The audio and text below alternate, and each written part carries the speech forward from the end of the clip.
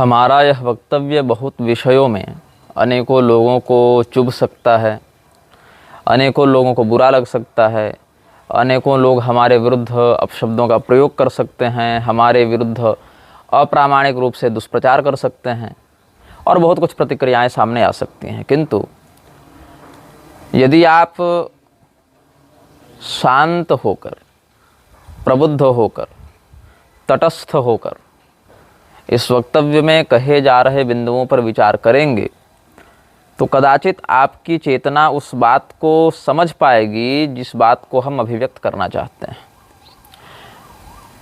पिछले 4-5 दिनों से हमारे पास 50 फ़ोन कॉल और संदेश व्हाट्सएप, टेलीग्राम, ईमेल इत्यादि के माध्यम से प्राप्त हुए हैं और एक विशेष विषय के विषय में ये सारे संदेश हमें प्राप्त हो रहे हैं। वह है पूरी पीठ के अभियान और उनका भविष्य। पूरी पीठ के शंकराचार्य स्वामी निश्चलानंद सरस्वती जी और उनके निजी परिकर जैसे कि ऋषिकेश ब्रह्मचारी या निर्विकल्पानंद सरस्वती या बहुत से मामलों में प्रफुल्ल प्रकाश या सुरेश सिंह जैसे लोग जो मठ की गतिविधियों में बहुत सक्रियता और निकटता से जुड़े हुए हैं, उन लोगों के विषय में पूरी पीठ के ही दीक्षित शिष्यों के बीच में जो बातें चल रही हैं, उन बातों पर यद्यपि हम पहले बहुत विस्तार से कई वर्षों से बोलते आ रहे हैं और लिखते भी आ रहे हैं, किंतु वर्तमान परिप्रेक्ष्य में बहुत कुछ बातें चल रही हैं जिससे समाज को अवगत होना चाहिए। यहाँ पर एक PDF हमें प्राप्त हुआ है। एक भारत हिंदू राष्ट्र प्रचार प्रसार प्रकल्प, इस नाम से कोई समूह इनका चलता है, इनके कार्यकर्ताओं का या शिष्यों का या जो आप शब्दावली प्रयोग करना चाहें। यहाँ पर एक PDF है जिसमें ज़्यादा बड़ा PDF तो नहीं है, 2-3 पृष्ठों का ही है। कुछ बिंदु हैं, यद्यपि इसमें जिसने भी टाइप किया है उसकी हिंदी अच्छी नहीं है, बहुत अधिक वर्तनी दोष है, लेकिन जो बात कहना चाह रहा है लेखक और जिस बात को पूरी पीठ के शिष्यगण ही प्रसारित कर रहे हैं अपने प्रकल्प के समूहों में ही, उसको मैं पढ़कर सुनाता हूँ। फिर बाद में मैं अपना मंतव्य बताऊंगा कि मैं इस वीडियो को क्यों बना रहा हूँ, इस वक्तव्य के निर्गत करने में हेतु क्या है। तो ये क्या लिख रहे हैं पढ़कर मैं बता रहा हूँ। पूर्वामनाय गोवर्धन मठ पूरी पीठ के वर्तमान सचिव निर्विकल्पानंद, ब्रह्मचारी ऋषिकेश और ब्रह्मचारी प्रफुल्ल आदि जी के चरित्र एवं व्यवहार पर जो आक्षेप उठाया जा रहा है, उन सभी प्रश्नों पर आप सबका क्या विचार है। परिकरों का चरित्रहीन महिलाओं युवतियों के साथ संबंध, ये पहला विषय है। इसमें 5 बिंदु हैं, 5 बिंदु हैं। क्या लिखते हैं ये? अपने जीवन में अश्लीलता नग्नता की प्रचारक चरित्रहीन अविवाहित वर्णशंकर युवती को मठ के परिकरों के द्वारा पूज्य गुरुदेव के साथ अलग अलग जगह प्रवास पर ले जाना और सन्यासियों के साथ व्यवहार करना कहाँ तक ठीक है। गुरुदेव के पुराने शिष्य को अब पतित व अश्लीलता के पुजारन युवती किस अधिकार से भगाने का अधिकार रखती है। गोवर्धन मठ के अन्नपूर्णा भोजन का देखरेख इस नग्नता के प्रचारक युवती को क्यों दिया गया है। वह युवती भोजन प्रसाद पाने से सामान्य भक्तों को क्यों रोकती है। किसने उस विजयाश्री को एकाएक मठ में ऊंचा मान सम्मान और पद दिया, वह नीच कौन है। ये लिखा हुआ है इसमें। 3-4 बार विवाह कर चुकी पति बदलू महिला को केवल अर्थ संपत्ति पाने के लालच से क्यों इतना महत्व दिया गया। और भी कई चरित्रहीन महिला युवती को सिर्फ धन और वासना की तृप्ति के लिए मठ और शंकर परंपरा के मान्य सन्यासी जो पूरी पीठाधीश्वर शंकराचार्य जी के कक्ष तक पहुंचाया जा रहा है, क्यों पहुंचाया जा रहा है। तो ये सब बातें पूरी के ही शिष्यगण प्रसारित कर रहे हैं और बार बार इन बातों पर पूछ रहे हैं, मठ के अधिकारियों से स्पष्टीकरण मांग रहे हैं। आगे देखिए, समलैंगिकों का गोवर्धन मठ में प्रवेश। समलैंगिक संबंधों के आरोपी ब्रह्मचारी ऋषिकेश को आदिगुरु शंकराचार्य जी के द्वारा स्थापित मठों में ऊंचे पद पर स्थापित कर शंकर परंपरा को विकृत किया जा रहा है। क्यों? ब्रह्मचारी ऋषिकेश के निजी जीवन की दिनचर्या क्यों सुनिश्चित नहीं है। कितनी ही बार उन्हें 10 बजे संध्या करते देखा गया है, कितनी ही बार उन्हें रात्रि के 2 बजे भोजन पाते देखा गया है, कितनी बार उन्हें अन्य शिष्यों को गाली देते भी पाया गया है, कितनी ही बार उन्हें बिना नहाए वेद मंत्रों का पाठ करते सुना गया है। आखिर ऋषिकेश जी के इस आचरण, व्यवहार एवं जीवन शैली से किस परंपरा का निर्वहन हो रहा है और उनके इस लक्षण से किस शिष्य को क्या शिक्षा मिलेगी? क्या आपको ये शोभा देता है? जब आदित्य वाहिनी के बड़े पदाधिकारी ही ऐसे होंगे तो समाज में क्या परिवर्तन आएगा? क्या यही एक ब्रह्मचारी का लक्षण है? ये ब्रह्मचारी के नाम पर कलंक ऋषिकेश जी अब गुरुदेव के शिष्यों को के खुलेआम धमकी भी देने लगा और कहता है कुल कुटुंब सहित नाश कर देंगे, प्रवचन के बाद इधर दिखाई भी न देना, और भी बहुत ही अपमानित और घृणित शब्दों का प्रयोग करता है, पागल जैसे व्यवहार करने लगा है। अगला बिंदु है सचिव निर्विकल्पानंद के द्वारा फैलाए जाने वाली अराजकता। सचिव निर्विकल्पानंद और अन्य परिकरों का राजनीतिक पार्टियों के प्रति विशेष झुकाव एवं परंपरा प्राप्त शंकर मठों को पूर्वान्याय से दूर किए जाने को लेकर प्रयास। सचिव निर्विकल्पानंद के द्वारा अन्य शांकर मठों से आने वाले प्रतिनिधियों को पूज्य पूरी पीठाधीश्वर महाराज से नहीं मिलने दिया जाना और उनका तिरस्कार करना। सचिव निर्विकल्पानंद का अन्य ज्ञानी विद्वान आचार्यों को अपमानित कर मठ और पूरी पीठाधीश्वर से दूर कर चाटुकार ज्ञानहीन लोगों को मठ में स्थापित रखना। फलस्वरूप आज मठ में एक भी शास्त्र के विद्वान आचार्य का नहीं होना, जिससे आज मठ से नए जुड़ रहे धर्मावलंबियों को कर्मकांड, साधना कांड, वेदांत सिद्धांत और शास्त्रों का ज्ञान देने वाला कोई नहीं। क्या सचिव के ऐसे कृत्य से पूज्य पूरी पीठाधीश्वर के द्वारा चलाए जाने वाले हिंदू राष्ट्र को बल मिलेगा या कमजोर होगा? भगवान आदि शंकराचार्य जी के द्वारा प्रतिष्ठित मठ 10 नामी सन्यासियों का है, अब इसमें भाई भतीजावाद कहाँ से आ गया? सचिव जी ऐसे सन्यासी हैं जिसमें सन्यासी का एक भी गुण नहीं दिखता, फिर भी उनके भाई का क्या काम है कि जिन्हें वेदांत, उपनिषद, भागवत, रामचरितमानस आदि ग्रंथों का थोड़ा भी ज्ञान ही नहीं है। उनका कथा ऐसे उनकी कथा लिखना चाहिए, लेकिन टंकन दोष है, 2 मिनट भी सुनने लायक नहीं है। फिर भी उस ज्ञानहीन जिसका सारा ध्यान बस धन इकट्ठा करने और गुंडागर्दी करने पर रहता है, जो राजनेताओं का चमचा बना रहता है, उस नीच को पूर्वान्याय शंकर मठ के मंच पर कथा करने क्यों दिया जा रहा है? 7वां बिंदु में स्पष्ट किया गया कि सचिव निर्विकल्पानंद के द्वारा पूर्वान्याय मठ में आज एक भी 10 नामी सन्यासी को क्यों नहीं रहने दिया जाता है? क्यों सचिव को एक भी धर्मनिष्ठ व्यक्ति पसंद नहीं है? 8वां बिंदु गौर से सुनिएगा, 8वां 9वां बिंदु। सचिव जी को कितने ही बार पिज्जा, कोल्ड ड्रिंक, बर्गर, गुटखा, रजनीगंधा आदि अभक्ष्य पदार्थ का भक्षण करते देखा गया है। क्या यह ठीक है? सचिव जी का महिलाओं और भाभियों से अवैध संबंध भी रहा है, यह मठ में रहने वाले और रायपुर वाले मठ में रहने वाले ही बहुत अच्छे से जानते हैं। क्या यह एक सन्यासी के लिए उचित है? जो पूर्वान्याय के मान्य शंकराचार्य सदैव प्रकृति बचाओ, पौराणिक धरोहर बचाओ ऐसा नारा देते हैं, वेदना रखते हैं, उनके ही निज सचिव के द्वारा गोवर्धन मठ की भव्यता, प्राचीनता को नष्ट करके बिल्डिंग के ऊपर बिल्डिंग बनाकर पूरा मठ को कंक्रीट का ढेर क्यों बनाया जा रहा है? जब अन्य मान्य शंकर मठों के प्रतिनिधि पूज्य पूरी पीठाधीश्वर से मिलकर सामंजस्य स्थापित करना चाहते हैं तो इस सचिव के द्वारा उन्हें मिलने भी नहीं दिया जाता और तिरस्कृत कर लौटा दिया जाता है। क्यों? अन्य मठों के प्रतिनिधियों के आने की सूचना पूज्य गुरुदेव को क्यों नहीं दी जाती है? पूज्य गुरुदेव को क्यों झूठी सूचना देकर नकारात्मकता फैलाया जा रहा है? सारे मठों को लड़ाने भिड़ाने का काम क्यों किया जा रहा है?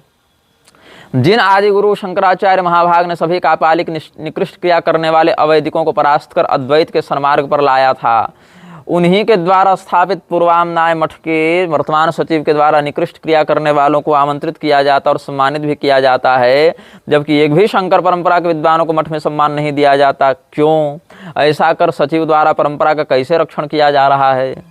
आगे बहुत कुछ और बिंदु है, सुना ही देता हूँ। चांडाल एक व्यक्ति जिसका अखाड़ा वाले ने महामंडलेश्वर पद से बहिष्कार कर दिया, वो परमात्मानंद घोर वामाचारी मारणादि निकृष्ट क्रिया करने वाले व्यक्ति को क्यों गंगा सागर में इतना सम्मान दिया गया? जबकि कुछ पहले तो उसने सत्संग भवन हावड़ा में गुरुदेव जी का अपमान किया था, जिनके कारण गुरुदेव खुद दीक्षा कार्यक्रम बंद करके अपनी कक्षा में चले गए थे। फिर भी सचिव गुंडा बदमाश लोगों को बारंबार गुरुदेव के पास ले जाते हैं। क्यों? क्यों गौ हत्यारे नेताओं, तांत्रिकों, भूमाफिया, बलात्कारी जो सिर्फ पूरी पीठाधीश्वर के कोप के लायक हैं, उन्हें गुरुदेव के एकदम पास वीआईपी बना कर लिए जाते हैं, जबकि एक निष्ठ शिष्य को अपनी साधना से संबंधित प्रश्न तक पूछने का अधिकार नहीं है। सचिव जी को तो बिरुदावली पाठ के अलावा और कुछ नहीं आता, फिर भी शंकराचार्य बनने का दिव्य स्वप्न देखते और लोगों से कहते हैं कि पूज्य पूरी पीठाधीश्वर अब 6 साल ही और हैं इस धरा पर, उसके बाद गद्दी पर मैं ही बैठूंगा। गुरुदेव के शिष्य होकर भी ऐसी स्थिति क्यों है?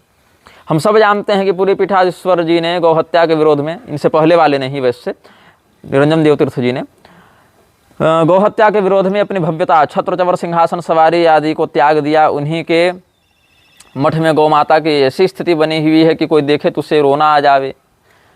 गौवंश को चारा, दवाई आदि को देने कोई देखने वाला नहीं, उन्हें ऐसा चारा दिया जाता है कि कोई सड़क पर चरने वाली गौ भी नहीं खाए। उनकी स्थिति अत्यंत खराब है, जबकि सचिव को खाना में 56 प्रकार चाहिए, थोड़ा भी शर्म नहीं आता। सचिव के द्वारा वेद विद्यालय को भी बंद कर दिया गया, न विद्वान रहेंगे न इनका कोई विरोध करेगा कोई।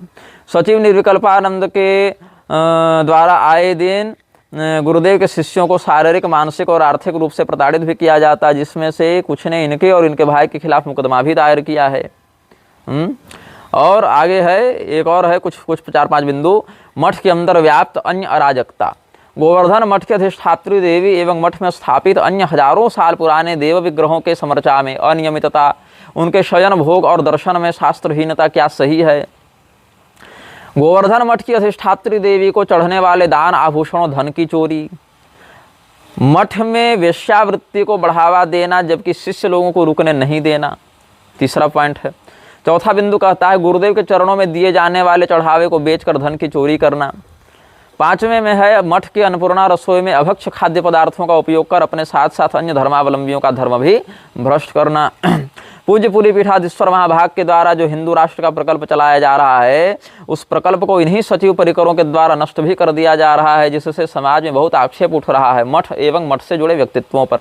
पूज्य गुरुदेव के लिए भी अनास्था उत्पन्न कर सचिव अपने प्रति आस्था फैलाने में लगा है। पूज्य श्री ठीक ही करते हैं, परिकरों से ही गुरुओं को अधिक खतरा है। इस बात को येलो कलर से हाईलाइट भी किया गया है, पीले रंग से इसको विशेष मंडित किया गया है। फिर कुछ 4-5 वीडियो के लिंक हैं जहां पूरी शंकराचार्य जी के प्रवचनों के हैं।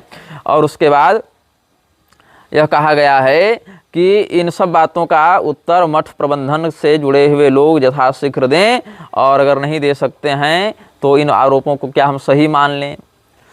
ये एक व्यक्ति ने मुझे भेजा कल रात को कितने बजे, 11:30 बजे। और उससे पहले उस व्यक्ति ने कहा कि नारायण गोवर्धन मठ के संबंध में कुछ बात करना है। तो हमने पूछा अपना परिचय दें। उन्होंने कहा बंगाल हावड़ा से पूरी शंकराचार्य जी के शिष्य हैं, कृपया कॉल करें समय होने पर। तो हमने कह दिया कि अपना नाम, गोत्र, परिचय बताएं और अपना संदेश ऑडियो के माध्यम से व्यक्त करें, क्योंकि आपका चित्र भी स्पष्ट नहीं, फोटो था नहीं डीपी में, और नाम आदि भी नहीं, अतः हम आपको आधे अधूरे परिचय के कारण समय देने में समर्थ नहीं है। धन्यवाद। कोई बहुत आवश्यक बात हो तो हमारे मीडिया प्रभारी से संपर्क करके बता दें। तब उन्होंने एक प्रणाम वाली इमोजी भेजी और फिर वो पीडीएफ उन्होंने भेजा, जो पीडीएफ हमको पहले ही प्राप्त हो चुका था अन्य लोगों के द्वारा। ऐसे करके बहुत से phone calls, video message, audio message, लिखित में व्हाट्सएप मैसेज, टेलीग्राम पर बहुत कुछ हमको प्राप्त हुआ है। अब इन सभी आरोपों की जहाँ तक बात है तो हम बहुत वर्षों से इन सभी विषयों में प्राप्त सूचना और अनुभूत घटनाओं के आधार पर बात करते आ रहे हैं, और इन्हीं लोगों के शिष्यों के द्वारा विरोध का सामना भी करते आ रहे हैं।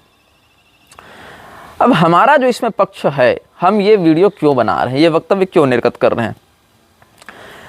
12 फरवरी 2023 ईस्वी को मध्याह्न काल में प्रयागराज के सदानंद आश्रम में रहने वाले आचार्य रामशंकर शुक्ल जी को हमने एक ऑडियो मैसेज भिजवाया था उनके एक शिष्य के माध्यम से। उस समय हम छत्तीसगढ़ के कवर्धा जिले के कोयलारी ग्राम में थे, शायद कोयलारी ग्राम कवर्धा जिले में ही पड़ता होगा जहाँ तक मुझे जानकारी। तो हम वहीं पर थे, कथा सुधा नाम से कार्यक्रम चल रहा था, और वहीं से हमने ऑडियो संदेश भिजवाया था किनको, रामशंकर शुक्ल आचार्य जी को, जो सदानंद आश्रम तेलियरगंज प्रयाग में रहते हैं। 4 मिनट का वह ऑडियो संदेश था। 12 फरवरी 2023 को मध्याह्न काल में हमने भेजा था, और उसमें हमने यह स्पष्ट कहा था कि मठ में जो अनियमितताएं चल रही हैं, जिनको वो भी जानते हैं और जिन बातों को वो समझते हैं, जिन घटनाओं के वो साक्षी हैं, अपने शिष्यों के पास वो इन घटनाओं के विषय में खेद व्यक्त करके चिंता भी करते हैं। आप लोग मौन क्यों हैं? अगर आप लोग मौन रहेंगे तो भविष्य में हर व्यक्ति मौन रह जाएगा, ऐसी बात नहीं है। भविष्य में जब ये मुखर होकर लोग बोलना प्रारंभ करेंगे, तब शोधन का अवकाश नहीं बचेगा, सुधार का समय नहीं बचेगा। इसलिए आवश्यक है कि समय रहते इसका सुधार कर लिया जाए। अब पूरी पीठ के शिष्य समूह में 2 भाग हैं। एक भाग यह है जो पुरी के शंकराचार्य जी के प्रति अपनी विशेष श्रद्धा को प्रदर्शित करने के चक्कर में मेरा अनावश्यक विरोध करता है, हर बिंदु पर उठकर अफवाह फैलाते हुए। दूसरा दल वह है जो पुरी के शंकराचार्य जी के प्रति निष्ठा रखते हुए उनके परिकरों की त्रुटि को समझता हुआ हमारे सैद्धांतिक पक्ष के प्रति श्रद्धा रखता है। ये 2 प्रधान अभी पूरी पीठ के ही अनुयायियों में अनुभाग बट गए हैं। अब ऐसी ऐसी बातें हमारे विषय में ये लोग फैलाते हैं। एक कोई विवेक ठाकुर नाम का पता नहीं कौन सा व्यक्ति इधर उधर अफवाह उड़ाता है, वो बार बार कहता है लोगों से कि इसका असली नाम बताओ मेरे विषय में। उस मूर्ख की बुद्धि इस स्तर पर है कि उसको यही नहीं पता कि मेरा असली नाम क्या है। उसको लगता है कि श्री भागवतानंद गुरु ये हमने बाद में अपना नाम स्वयं रख लिया, जबकि ऐसा नहीं है। मैं कई बार स्पष्ट कर चुका हूं इन मंदबुद्धियों के पास, सप्रमाण स्पष्ट कर चुका हूं कि मेरे माता पिता ने ही मेरा नाम श्री भागवतानंद गुरु रखा है। और इसमें जो श्री भागवतानंद शब्द है, उसमें जो श्री शब्द है वो संयुक्त है, संज्ञात्मक है, विशेषणात्मक नहीं है। जैसे श्रीधर, श्रीवास्तव, श्रीकांत, श्रीपति, श्रीनिवास, ये सब शब्द है ना, तो इसमें श्री शब्द संयुक्त है। वैसे ही श्री भागवतानंद नाम में श्री संयुक्त है। और गुरु हमारे पूरे वंश का ही पद नाम है। हम कौंडिन्य गोत्रीय शाकद्वीपीय ब्राह्मण हैं, इतना हम कई बार स्पष्ट कर चुके हैं। गूगल में ही खोजोगे तो इतना मिल जाएगा तुमको हमारे बारे में। लेकिन इन लोगों ने एक मान रखा है अंधे नैवम नियमाना यथामधाः के कारण, कि अंधे नैव नियमाना यथामधाः के आधार पर कि भेड़ चाल में चलते रहना है, बकवास करते रहना है। और फिर इसने और कुछ कहा कि निग्रहाचार्य तो पूरी पीठाधीश्वर के पास उनके शिविर में रांची मिलने गया था, लेकिन उसको वहां से भगा दिया गया। जबकि मैं रांची में कभी पूरी शंकराचार्य जी के शिविर में गया ही नहीं। हमने अपने शुभचिंतकों को अवश्य भेजा था अलग अलग घटनाओं के समय कि जाकर उस शिविर में जाइए, बातें सुनिए, समझिए क्या आगे करना है, इस पर चिंतन कीजिए। जो विवाद की बात हुई थी वो छत्तीसगढ़ के दशरंगपुर में जो भावना बोरा है, रमन सिंह की रिश्तेदार लगती है कोई, तो उसी के यहाँ पूरी शंकराचार्य जी की धर्मसभा थी। वहाँ से प्राप्त निमंत्रण के कारण हम गए थे। निमंत्रण पत्र भी हमारे पास अभी तक पड़ा हुआ होगा घर में। और वहाँ एक घटना घटी थी। हालांकि भगाने जैसी कोई बात नहीं हुई थी। वहाँ भी उस समय भी हमने वक्तव्य में स्पष्ट किया था। ऋषिकेश ब्रह्मचारी ने हमको कहा था कि शंकराचार्य जी अभी विश्राम कर रहे हैं। यद्यपि हमको 5 बजे का समय दिया गया था मिलने का, तो हम गए थे अपने निश्चित समय पर, थोड़ा पहले ही पहुँच गए थे। तो कहा गया शंकराचार्य विश्राम कर रहे हैं। तो लगभग घंटा 2 घंटा हम ऋषिकेश ब्रह्मचारी के साथ रहे, कुछ वार्तालाप चलती रहे। उस समय ऋषिकेश ब्रह्मचारी ने मेरे सामने यह दावा किया था कि अभिमुक्तेश्वरानंद सरस्वती जी की ओर से, उनके दल की ओर से करोड़ों रुपयों का प्रलोभन दिया गया था ऋषिकेश ब्रह्मचारी को, यह कहते हुए कि तुम अभिमुक्तेश्वरानंद सरस्वती का समर्थन कर दो ज्योतिषपीठ शंकराचार्य के रूप में, जिसको अपनी सत्यनिष्ठा दिखाते हुए ऋषिकेश ब्रह्मचारी ने ठुकरा दिया था। ऐसा उन्होंने मुझे बताया था। और बाद में जब शंकराचार्य जी जग गए तो हमको मिलाने के लिए जब वो ले जा रहे थे, तो निर्विकल्पानंद ने दूर से कहा, किसको किसको मिलाने ले जा रहे हो, दूर रहो, वहीं रहो, मत मिलने दो, ऐसे करके उसने आपत्ति की थी। तो बाहर ही हमने शंकराचार्य जी को प्रणाम किया और अपनी पुस्तक इत्यादि देने की बात हुई। तो ऋषिकेश ब्रह्मचारी ने हमारे हाथ से ले लिया और बोला, हाँ हो गया, अब इतना ही, इससे ज़्यादा नहीं।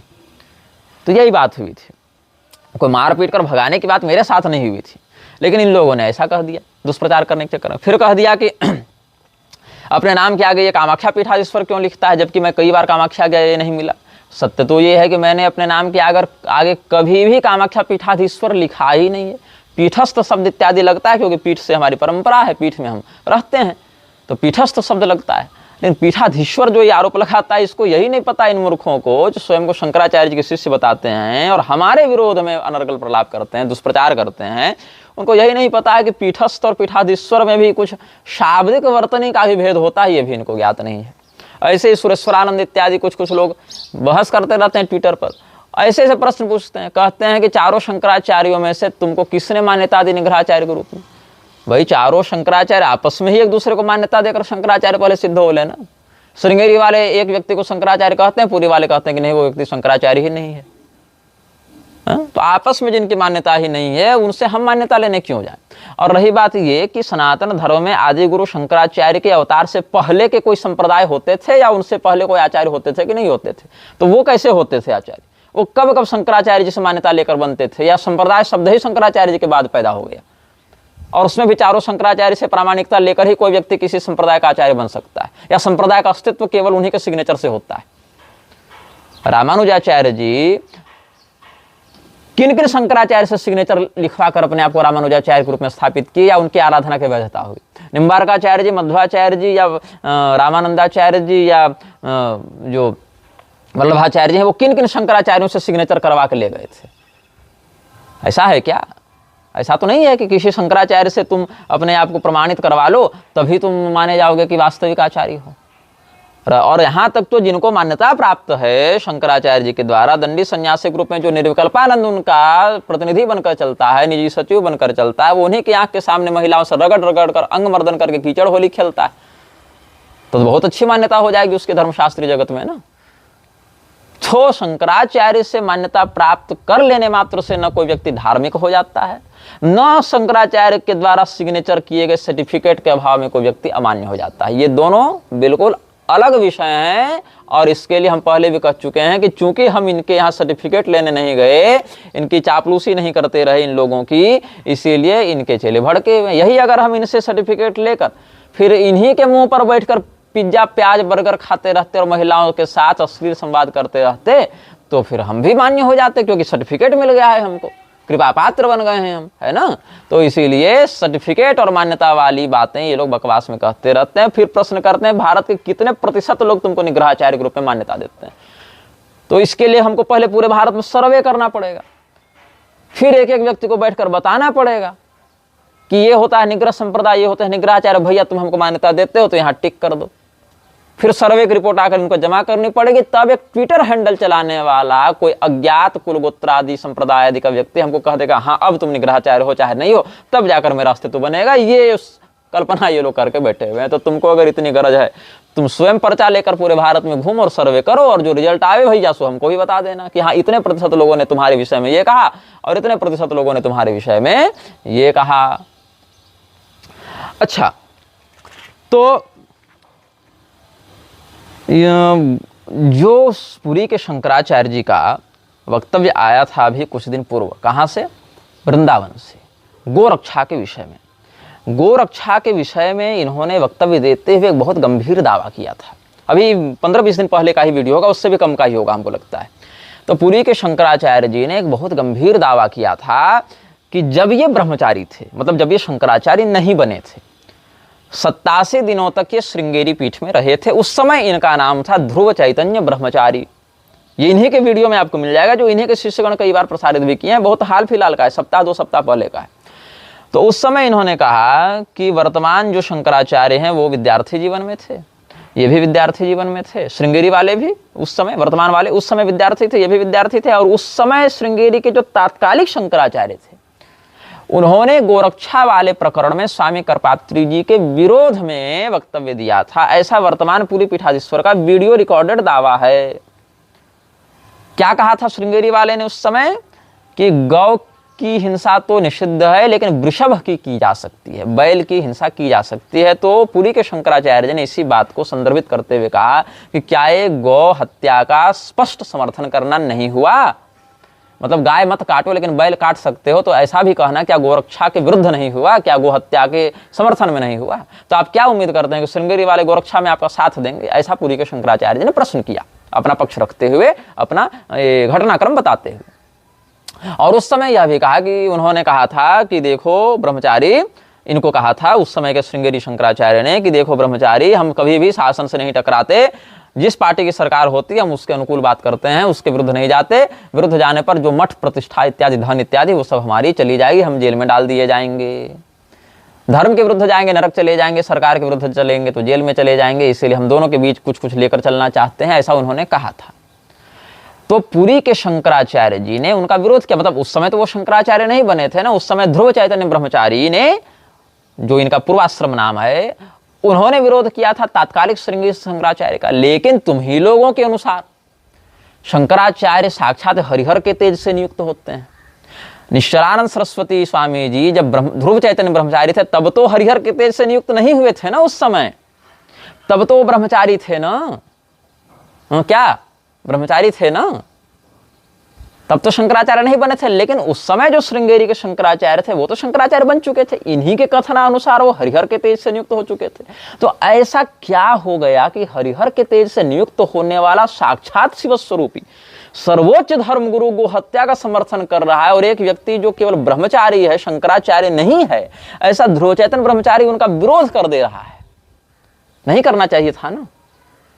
तो क्या कहेंगे? श्रृंगेरी के शंकराचार्य जी की इस कृत्य को आप सही कहेंगे कि गलत कहेंगे? और उस समय पुरी के शंकराचार्य जी जो शंकराचार्य नहीं बने थे, ध्रुव चैतन्य ब्रह्मचारी के नाम से थे, वो ध्रुव चैतन्य ब्रह्मचारी जी श्रृंगेरी के शंकराचार्य जी का विरोध करते हुए गलत करते हैं, गुरुद्रोह करते हैं, संप्रदाय द्रोह करते हैं, या वो सच्ची बात करते हैं। तो क्या वहां पर ध्रुव चैतन्य ब्रह्मचारी गलत थे क्योंकि उन्होंने शंकराचार्य जी के कृत्य पर आपत्ति की थी? क्या शंकराचार्य जी सही थे? बैल काटने की बात का समर्थन करने के बाद भी क्या श्रृंगेरी के शंकराचार्य सही थे? चूंकि हरिहर के तेज से नियुक्त हुए थे भैया, और साक्षात शिव स्वरूप होते हैं शंकराचार्य, और सर्वोच्च धर्मगुरु होते हैं, तो सही कौन था और गलत कौन था?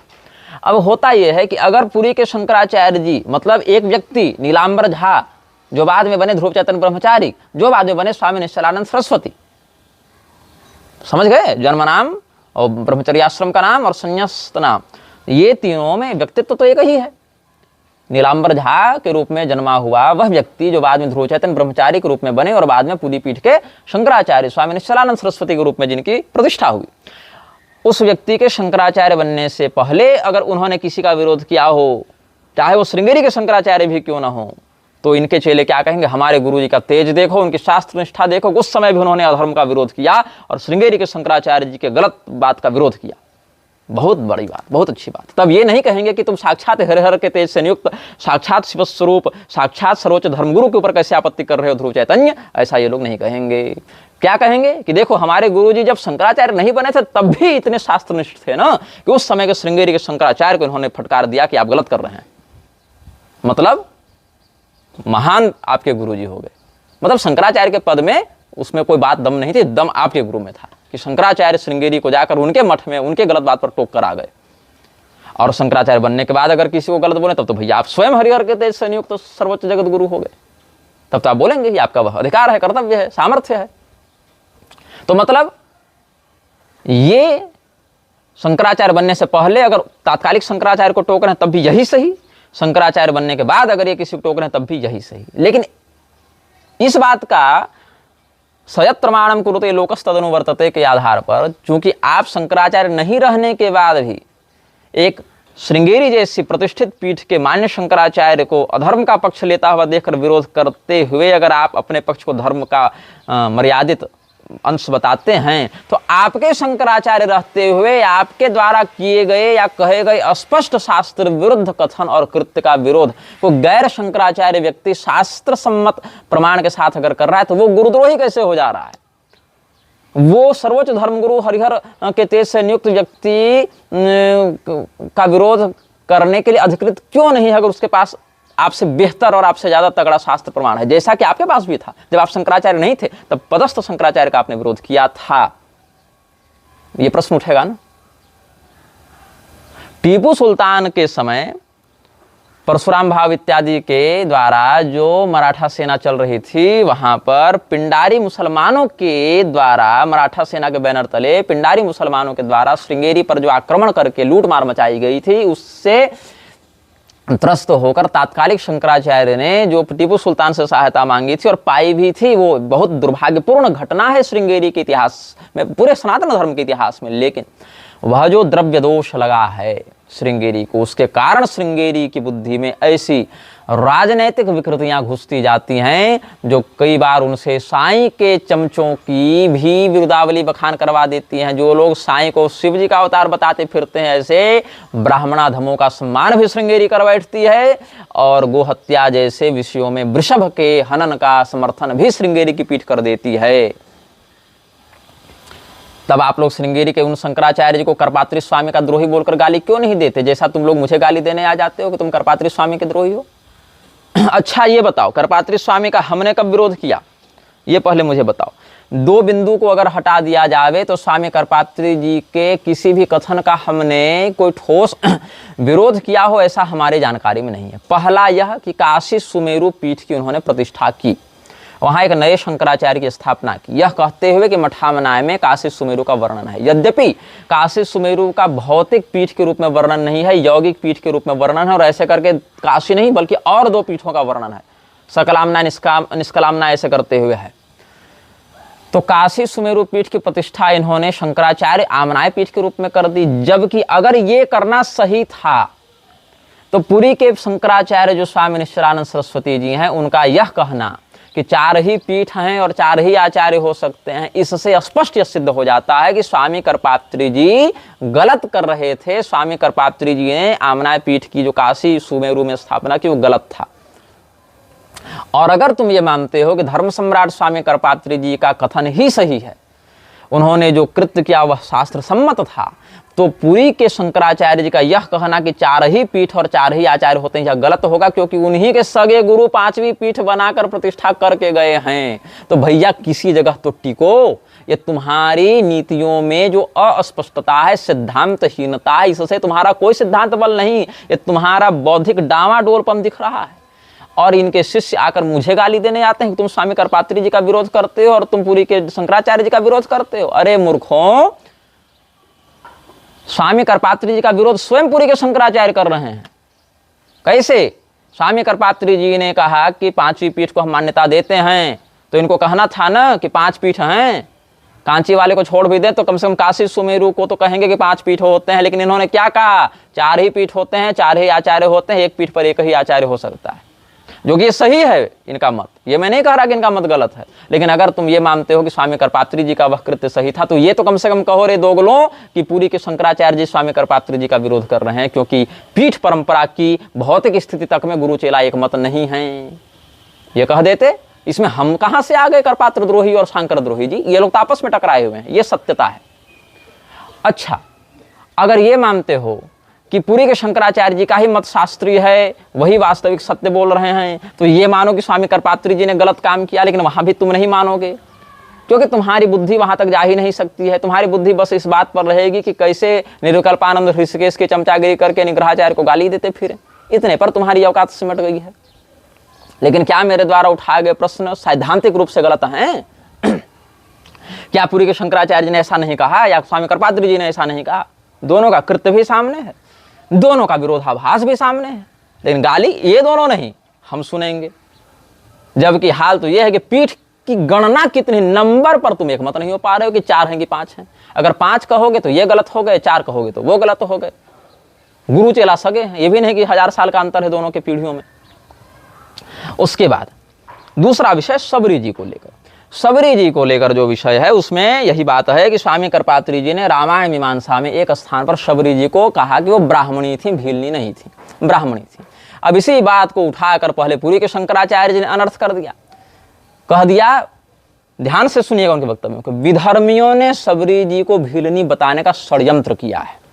ये उनकी शब्दावली थी कि विधर्मियों ने सबरी जी को भीलनी बताने का षड्यंत्र किया है, सबरी जी तो वास्तव में ब्राह्मणी थी। ये उनका रिकॉर्डेड बयान है, आप गूगल में सर्च करके सुन सकते हैं। उसी बात को और अनर्थ करते हुए लंबा चौड़ा लेख छाप दिया गंगाधर पाठक मैथिल जी ने। उन्होंने क्या लिख दिया? लेख के प्रारंभ में ही शब्दावली पर गौर कीजिएगा कि धर्मशास्त्रों की परंपरा से अनभिज्ञ जन ही सबरी जी को भीलनी बताते हैं। अब ये दोनों, एक पुरी के शंकराचार्य उठ खड़े हो गए, एक करपात्री स्वामी, एक उनका चेला, एक उनका भी चेला, तीनों मिलकर उठ खड़े हुए और कह दिया कि सबरी जी भीलनी नहीं थी, ब्राह्मणी थी। हमने विरोध किया। भुसुंडी रामायण के दक्षिण खंड के आधार पर हमने सैकड़ों श्लोक देकर यह प्रमाणित किया कि सबरी जी भीलनी ही थी। उनके लिए भिल्ल सुंदरी शब्द आया है, उनके लिए भिल्ल पुरंधरी शब्द आया है, भिल्ल वन में ही वो रहती थी। तो ऐसा करके हमने शास्त्रीय प्रमाणों से युक्त वीडियो भी निर्गत किया था डॉक्टर रामकृपाल त्रिपाठी के कहने पर, और लिखित में भी किया था। तो गंगाधर पाठक मैथिल भड़क गए, कहे कि भुसुंडी रामायण ही प्रामाणिक नहीं है। अरे भले मानस विद्वत वरेण्य महाराज जी, जिस रामायण मीमांसा को आधार मानकर स्वामी करपात्री जी की इज्जत का झंडा हम फहराएंगे कहते हुए आप संप्रदायनिष्ठ होकर आ गए थे कि सबरी जी को ब्राह्मणी सिद्ध कर देंगे, और जो सबरी जी को भीलनी मानेगा वो धर्मशास्त्रों की परंपरा से अनभिज्ञ व्यक्ति है, और भुसुंडी रामायण तो अप्रामाणिक है, अर्वाचीन ग्रंथ है। स्वामी करपात्री जी के रामायण मीमांसा को थोड़ा आंख खोल कर ना ठीक से पढ़ लेते। उन्होंने स्वयं भुसुंडी रामायण का नाम लिखकर रामायण मीमांसा में ही कहा है कि भुसुंडी रामायण प्रामाणिक है, प्राचीन है। हाँ, अब ये क्यों? भुसुंडी रामायण को प्रामाणिक और प्राचीन मानने के बाद भी उन्होंने सबरी जी को ब्राह्मणी लिख दिया, इसमें हम उनका प्रमाद मानते हैं, पौरुषे दोष मानते हैं। करुणा, पाटव, प्रमाद, विप्रलिप्सा इत्यादि पौरुषे दोष होते हैं। सर्वज्ञ कोई नहीं है। हर व्यक्ति की लेखनी वाणी में कोई न कोई अंश अशास्त्रीय हो सकता है, और स्वामी करपात्री जी भी इससे परे नहीं थे। अंधश्रद्धा के चक्कर में कोई व्यक्ति किसी को सर्वज्ञ घोषित कर दे, सर्वसमर्थ घोषित कर दे, उससे शास्त्र वाक्य नहीं बदल जाते, उससे कोई पूरा का पूरा धर्म ग्रंथ ही अप्रामाणिक नहीं हो जाता। और अगर तुम यह कहो कि स्वामी करपात्री जी को कैसे अनभिज्ञ बताते हो इस विषय में, तो सुन लो, स्वामी करपात्री जी एक शांकर सन्यासी थे, एकमात्र शांकर सन्यासी नहीं है। इनसे पहले एक बहुत महनीय विद्वान हुए हैं जिनका नाम था स्वामी अप्पय दीक्षित। परंपरागत विद्वान उनका नाम सुनकर ही समझ गए होंगे मैं किन की बात कर रहा हूं। और जिन्होंने स्वामी अप्पय दीक्षित जी का नाम नहीं सुना वो लोग हतभाग्य, अनपढ़, पहले सुन लें, समझ लें कि वो क्या थे और शांकर संप्रदाय में उनका क्या स्थान है। स्वामी अप्पय दीक्षित जी ने भी अपने ग्रंथों में, न्याय संबंधी ग्रंथों में विशेष करके, शबरी जी को भीलनी ही माना है। अब शूद्राधिकरण का भी उदाहरण देकर उन्होंने शबरी जी को भीलनी ही माना है। वैष्णव संप्रदाय में देखें तो स्वामी वेदांत देशिक जी ने भी शबरी जी को भीलनी ही माना है। महर्षि अगस्त्य, महर्षि शौनक इत्यादि का आप देखें, वहां भी वीर राघवाचार्य जी इत्यादि के वचनों को भी देखें तो भी वहां पर शबरी जी को भीलनी ही माना गया है। और आपके समकालीन लोगों में देख लें तो स्वामी अखंडानंद सरस्वती जी, स्वामी स्वरूपानंद सरस्वती जी जैसे लोग भी शबरी जी को भीलनी ही मानते थे। तो यदि आप यह मानते हैं कि धर्मशास्त्रों की परंपरा से अनभिज्ञ जन शबरी जी को भीलनी मानते हैं, यदि आप यह मानते हैं कि शबरी जी को भीलनी विधर्मियों ने षड्यंत्र करके बता दिया, तो आपको यह स्वीकार करना पड़ेगा कि आप ही के संप्रदाय के पूर्वाचार्य अप्पय दीक्षित जी धर्मशास्त्रों की परंपरा से अनभिज्ञ थे। आपको यह भी स्वीकार करना पड़ेगा कि आप ही के संप्रदाय के महनीय पूर्वाचार्य सदाशिवावतार जो अप्पय दीक्षित जी थे वो विधर्मी षड्यंत्रकारी थे। ऐसा आपको ही मानना पड़ेगा, क्योंकि आपके ही वचनों से आप ही अपने पूर्वाचार्य को विधर्मी और धर्मशास्त्रों की परंपरा से अनभिज्ञ बता दे रहे हैं। लेकिन ईगो इतना है ना, अहम्यता इतनी हृदय में जटिल हो गई है कि इतने स्पष्ट बात को देखकर सुनकर भी आप एक मान्य भुसुंडी रामायण को अप्रामाणिक कहने का शास्त्र द्रोह करने के लिए तैयार हो गए हैं। उस भुसुंडी करपात्री स्वामी जी के नाम पर कि हम करपात्री जी की बात की वकालत करेंगे, और भुसुंडी रामायण की कोई पंक्ति अगर करपात्री जी के वचनों का विरोध कर रही है तो करपात्री जी के वचन को मान्यता देने के लिए हम भुसुंडी रामायण को अप्रामाणिक कह देंगे। जबकि स्वामी करपात्री जी स्वयं भुसुंडी रामायण को लिखित रूप से प्रामाणिक और प्राचीन घोषित करके रामायण मीमांसा में ही गए हैं। वहां तुमको गुरुद्रोह नहीं लग रहा है? तो विशुद्ध दोगली नीति ये लोग अपना रहे हैं कि हम जो कह दिए उसकी लकीर नहीं मिटनी चाहिए, चाहे शास्त्र क्यों न बदल दिए जाए। यही कारण है कि चाहे विष्णु धर्म पुराण, चाहे महाभारत, चाहे अग्नि पुराण, चाहे पद्म पुराण के उत्तरखंड में शिवप्रोक्त विष्णु सहस्त्रनाम चीख चीख कर कहते रहे कि दादा भैया ये जो गौतम बुद्ध शुद्धोदन के पुत्र गौतम बुद्ध क्षत्रिय शुद्धोदन के पुत्र बुद्ध हैं वो भी भगवान विष्णु के अवतार हैं। ऐसा विष्णु धर्म पुराण में ही क्यों न वर्णन हो, ऐसा अग्नि पुराण में ही कि दशावतार प्रकरण में क्यों न वर्णन हो, ऐसा महाभारत सपाद लक्ष्मी महाभारत में भी क्यों न वर्णन हो, ऐसा सौधोधन दष्ट दृष्टि ऐसा करके शुद्धोदन पुत्र का विष्णु सहस्त्रनाम में अवतार प्रकरण में क्यों न नाम आया हो। लेकिन ये लोग नहीं मानेंगे, चाहे पुरी के शंकराचार्य हो, चाहे उनके ऋषिकेश जैसे और गिरिजानंदन जैसे चेले हों। इनको धर्मशास्त्र सिद्धांत से मतलब नहीं है ना, इनको एक व्यक्ति को पकड़ लेना है, उसकी ब्रांडिंग करते रहनी, बस यही हो गया। यही इनके लिए संप्रदाय का यह अर्थ नहीं है कि सम्यक प्रकारेण गुरुणा शिष्याय प्रदीयते इति संप्रदाय। इनके लिए संप्रदाय क्या है कि अमुक व्यक्ति विशेष ने जो कह दिया वही सत्य है। क्यों भैया? वो शंकराचार्य है इसीलिए। तो भैया शंकराचार्य बनने से पहले वो क्यों श्रृंगेरी वाले के विरोध किए? क्योंकि शास्त्रनिष्ठ थे इसीलिए। मतलब एक ऐसा व्यक्ति पैदा हो गया जो कि शंकराचार्य रहे तो भी ठीक, न रहे तो भी ठीक। ये हम संप्रदाय नहीं है, ये संप्रदाय नहीं है। और मुझे पूरा विश्वास है कि यदि स्वामी करपात्री जी के सामने हम उस समय समकालीन होते और इन शास्त्र प्रमाणों को रखते तो स्वामी करपात्री जी ये नहीं कहते कि हमने कह दिया इसलिए शास्त्र हटा दो। वो क्या कहते? शास्त्र के इन प्रमाणों का अवलोकन करने के बाद हम इस बात में सुधार करते हैं, इसीलिए स्वामी करपात्री जी को लोग धर्म सम्राट मानते थे, चापलूसी करने के कारण नहीं मानते थे, अहमन्यता के कारण, शास्त्रों का मर्यादा मर्दन करने के कारण नहीं मानते थे, शास्त्र सम्मत वाणी बोलने के कारण, शास्त्र सम्मत चिंतन में श्रद्धा रखने के कारण उनको लोग धर्म सम्राट कहते थे। हम करपात्री जी के चमड़ी और हड्डी और खून के अनुयायी नहीं है ना, स्वामी करपात्री जी की शास्त्र निष्ठा का अनुसरण करेंगे। और यही कारण है कि जब शशांक शेखर सुरभ ने स्वामी करपात्री जी को जूते मारने की बात की थी तो न गंगाधर पाठक के मुंह से एक पंक्ति निकल रही थी उसके विरोध में, और न ये सब जितने गिरिजानंदन और बड़े बड़े ठेकेदार बने फिरते हैं ना स्वामी करपात्री जी के झंडा उठाए हुए, इन लोगों के मुख से कोई बात निकली थी। तब स्वामी करपात्री जी के सम्मान के लिए हम शशांक शेखर से लड़े थे, उससे गालियां खाए थे और उसका सामाजिक और सार्वजनिक विरोध किया था। और काशी विद्वत परिषद में वो था, तो काशी विद्वत परिषद को भी हमने खरी खोटी सुनाई थी, तब ये लोग हमारे समर्थन में नहीं आए थे। स्वामी करपात्री जी भुसुंडी रामायण को प्रामाणिक मानते हैं, उसी भुसुंडी रामायण से प्रमाण देकर स्वामी करपात्री जी के वचनों में अशास्त्रीय अंश को दिखाकर शोधन करने वाले मुझ निग्रहाचार्य के विरुद्ध बोलने के लिए इनकी जीभ तुरंत एकदम छिपकली के समान लपलपाने लग जाती है। लेकिन वही स्वामी करपात्री जी के सम्मान के लिए अपने समकालीन धुरतों से भिड़ने का साहस नहीं रखते, क्योंकि हमारा परिवार है, हमारा घर है, हमारी सुरक्षा है। इन बातों की दुहाई देते हुए ये लोग शास्त्र जाएं तो जाएं, हमारा नाम बच जावे, हमारी पहचान बच जावे, हम चैन से 2 रोटी खा लें, बस इसी शरीर देहात्मवाद के चक्कर में ग्रस्त ये लोग भरे पड़े हैं। मेरी बात कड़वी लगे तो आत्मशोधन करना, चिंतन करना। कोई खेत जमीन का झगड़ा नहीं है तुम लोगों से हमारा, लेकिन किसी व्यक्ति विशेष के चक्कर में, किसी मठ विशेष के चक्कर में, किसी घटनाक्रम अभियान विशेष के चक्कर में मान्य धर्मशास्त्रों की बलि हम नहीं दे सकते और न देने वालों का प्रोत्साहन कर सकते हैं। तो पुरी के शंकराचार्य ने, स्वयं शंकराचार्य जब नहीं बने थे तब भी श्रृंगेरी वाले का विरोध क्यों किया? क्योंकि नीति कहती है, नीति का उपदेश करते हैं वो ना, नीति निधि नाम का पूरा ग्रंथ लिख दिया है उन्होंने। पढ़ना कभी, पढ़ोगे तो नहीं, लेकिन पढ़ो तो ज्ञान मिलेगा। तो शुक्र नीति के 3रे अध्याय में क्या उपदेश है? असत कार्य नियुक्तारम गुरुम वापि प्रबोधयेत। जो गुरु शास्त्र विरुद्ध काम में लगे या लगाए उसका विरोध करना चाहिए शिष्य को। असत कार्य नियुक्तारम गुरुम वापि प्रबोधयेत, ये शुक्र नीति का 3रा अध्याय कहता है। तो ध्रुव चैतन्य ब्रह्मचारी ने जो श्रृंगेरी के शंकराचार्य का विरोध किया था, वो क्यों किया था? क्योंकि उस समय वो गुरु असत कार्य नियुक्ता बन गए थे। आज हम भी वर्तमान पुरी शंकराचार्य के साथ साथ समस्त धर्माचार्यों के जो अशास्त्रीय अंशों का शोधन करने के लिए उनको प्रबुद्ध कर रहे हैं, उनकी बातों का शास्त्रीय खंडन प्रस्तुत कर रहे हैं, वो भी इसी नीति के आधार पर कर रहे हैं। और यही कारण है कि जिस व्यक्ति का हम विरोध करते हैं, अगर उसी व्यक्ति में कोई हमको शास्त्रीय अंश दिखाई पड़ता है, उस शास्त्रीय अंश का भी तब मुखर होकर समर्थन करते हैं जब अन्य कोई व्यक्ति उनके समर्थन में खड़ा नहीं दिखता है। ज्ञान वृद्धस्तपो वृद्धो वजो वृद्ध इति त्रयः पूर्वः पूर्वाभिवाद्यस्यात् पूर्वाभावे परः परः। सौर पुराण के 18वें अध्याय में यह अनुशासन बताया गया है। वयो वृद्ध, तपो वृद्ध और ज्ञान वृद्ध, ये बूढ़ों की 3 श्रेणियां होती हैं।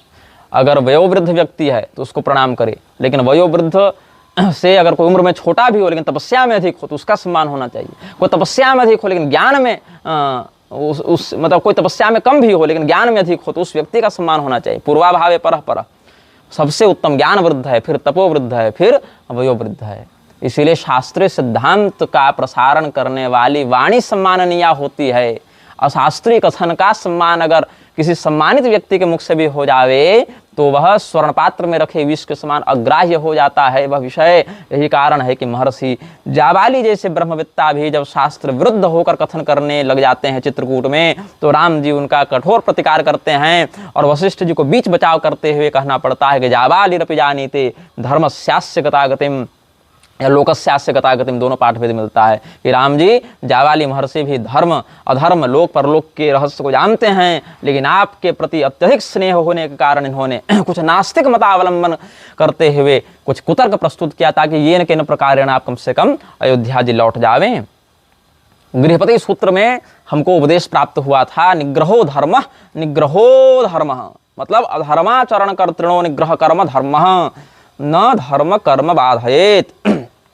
धर्माचरण कर्तृणो निग्रह कर्म अधर्म ना धर्म कर्म प्रोत्साहयेत।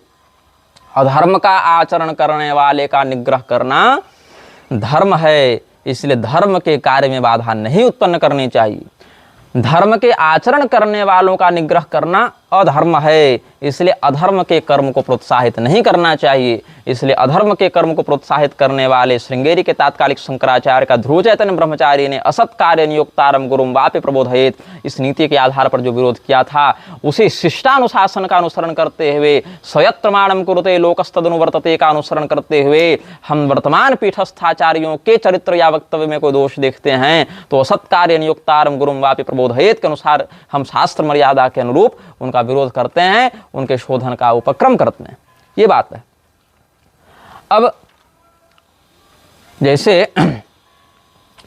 हिंदू राष्ट्र के विषय में जो लोग कह रहे हैं कैसे बना, कब बना, नहीं बन रहा है, क्या हो रहा है, जो अंदर में संघर्ष चल रहा है आदित्य वाहिनी में, जो एक विद्वेष की भावना या असहयोग की भावना हो रही है, इसके विषय में हम बहुत पहले से बता रहे थे। तब यही शिष्य लोग जो आज तरह तरह की बातें परिकरों के विरोध में कर रहे हैं, वो हमारे विरोध में खूब हमको गाली बकते थे। कुछ व्यक्ति ट्विटर में लिख रहे थे कि 2 साल पहले हमने निग्रहाचार्य का खूब विरोध किया, लेकिन कि ये तो मठ के विरुद्ध बोलता है, पूरी शंकराचार्य जी के अभियान का विरोध करता है, जबकि हमने अभियान का कभी विरोध नहीं किया। हम तो अभियान को निर्बाध रूप से चलाने में ही सहयोगी हो रहे हैं। अपने वक्तव्यों के माध्यम से, लेखों के माध्यम से भी हम सैद्धांतिक पक्ष का समर्थन और प्रसारण कर रहे हैं। लेकिन तुम्हारी गुलामी करके, तुम्हारे कुकर्मों पर दीपापोती करके हम तुम्हारे सामने जी हुजूरी करें, ये तुम कैसे सोच लिए? तो वही लोग फिर लिख रहे थे ट्विटर पर, फेसबुक पर, इंस्टाग्राम पर कि हम तो निग्रहाचार्य को गाली देते थे, लेकिन हम तो एस्टोनिश्ड रह गए जब हमने मठ की असलियत देखी। तो पूरी पीठ के अगले उत्तराधिकारी शंकराचार्य जो हैं वो दिव्य चैतन्य जी बनने चाहिए, जो वाराणसी के एक प्रौढ़ विद्वान भी हैं और पूरी शंकराचार्य के शिष्य भी हैं। तुमको क्या लगता है कि निर्विकल्पानंद वहाँ इतने साल से क्या सेटिंग कर रहा है दिव्य चैतन्य को बनाने के लिए? शंकराचार्य, दिव्य चैतन्य जी अगर शंकराचार्य बन भी जाते हैं या बनने का चिंतन करते भी हैं ना, तो इतने टुकड़े करके फेंकवा दिए जाएंगे निर्विकल्पानंद के गैंग के द्वारा कि पता नहीं चलेगा दिव्य चैतन्य जी कहाँ गए। तो दिव्य चैतन्य जी की यही नीति वर्तमान स्थिति में होनी चाहिए कि अगर वो दीर्घायु होने की कामना करते हैं तो निर्विकल्पानंद से दूर रहें। ये कटु सत्य में बोल रहा हूं, इतना खुलकर कोई नहीं बोलेगा, इतना खुलकर कोई नहीं बोलेगा, क्योंकि ऋषिकेश ब्रह्मचारी चाहे कितने भी सही हों, चाहे कितने भी गलत हों, लेकिन जब वैसा व्यक्ति अपने दीक्षित गुरु भाई को शंकराचार्य जी के शिविर में उन्हीं के सामने कुछ दूर पर मतलब मारने पीटने की धमकी दे सकता है, तो सोच लो कि 100 ऋषिकेश ब्रह्मचारी मरे होंगे तब एक निर्विकल्पानंद पैदा हुआ होगा। और निर्विकल्पानंद का नामे से निर्विकल्पानंद नहीं, लक्षणों से निर्विकल्पानंद है। वो अपना विकल्प नहीं बनने देना चाहता, वो निर्विकल्प है।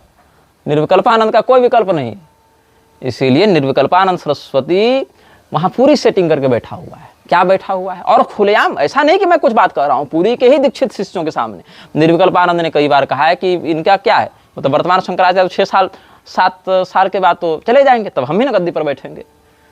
निर्विकल्पानंद सरस्वती के विषय में तो यह भी सूचना हमको प्राप्त हुई थी वहीं के लोगों के द्वारा और शांकर मतावलंबी आचार्यों के द्वारा कि जिस दिन उसका दंड संन्यास होना था उस दिन भी उस व्यक्ति से व्यभिचार नहीं छूटा। आज भी उसके कमरों में महिलाओं का आना जाना आपत्तिजनक स्थिति और काल में, उसका महिलाओं से भरे कक्ष में आपत्तिजनक स्थिति और काल में बैठे है ना, मठ के लोगों की आंखों के सामने कई बार होता रहा। लेकिन क्या मजार इनमें, क्या जिगर फेफड़ा इनका सड़ गया है कि लोग कुछ नहीं बोल सकते। ये काला सच है मठ का, जो हम कई सालों से बोल रहे हैं। अब तुम लोग को दिख रहा है तो तुम लोग बिलबिला रहे हो, तुम लोग भी उछल रहे हो। तो यया धर्मम अधर्मम च कार्यम चाकार्यमेव च अयथावत प्रजानाति बुद्धि सा पार्थ राजसी, जिसके द्वारा धर्म और अधर्म के विषय में स्पष्ट बोध प्राप्त नहीं किया जा सकता, जो भ्रमित हो जाती है धर्माधर्म के निर्णय में, ऐसी बुद्धि को राजसी बुद्धि कहा जाता है। तो तुम्हारी बुद्धि जो है वो सात्विक तो है नहीं कि प्रवृत्तिम च निवृत्तिम च कार्य कार्य भया भय बंधम मोक्षम च या व्यक्ति बुद्धि सा पार्थ सात्विक, ये तो है नहीं। और सौभाग्य से अभी तक अधर्मं धर्ममिति या मन्यते तमसावृता, इसमें भी नहीं पहुंचे हो। तो ये कह दो कि शराब पीना ही सही है, व्यभिचार करना ही सही है, ये तो नहीं कर रहे हो। लेकिन कम से कम राजसी में जरूर फंसे हो। और बंधकारी तो राजस, राजस क्या कहता है? बांध के रखता है। मध्य तिष्ठम राजसा है ना, बंधकारी तो राजस, बंधनकारी है राजस गुण। तो यहाँ पर वही है कि तुम लोग फंस गए हो। न तुम लोग सैद्धांतिक रूप से सत्य बुद्धि युक्त हो पा रहे हो, न तुम लोग पूरे पूरे पतित हो पा रहे हो। तुम लोग हो गए हो अयथावत प्रजानाति वाली स्थिति में। तो जब हमने अभी कुछ दिन पहले एक वीडियो रिलीज किया था 3.5 वर्ष हिंदू राष्ट्र की अवधि बीतने पर, तो लोग कहने लगे नहीं नहीं मई में बीतेगा, जून में बीतेगा, अगस्त में बीतेगा, 6 महीना भी और है। भैया मेरे, तुम 6 महीना नहीं, तुम पूरा 2025 ही रख लो। ऐसे तो देखा जाए तो 3 अगस्त 2021 से जोड़ें तो जिस दिन दैनिक जागरण में समाचार छपा था उस दिन से ही 3.5 साल की अगर गणना करें 3 अगस्त 2021 से, तो 3.5 साल बीत चुके हैं। फिर भी अगर तुमको 2023 को नहीं, 2021 को नहीं गिनना है पूरा। हालांकि 2022 के फरवरी में जांजगीर में जाकर पूरी शंकराचार्य जी ने स्वयं कहा था, जो दैनिक भास्कर में भी छपा था कि और तुम ये सब समाचार दैनिक भास्कर और दैनिक जागरण की वेबसाइट पर ही पढ़ सकते हो, उसके लिए कोई अलग से प्रति भी नहीं निकालनी, डिजिटल हो गया है अब सब।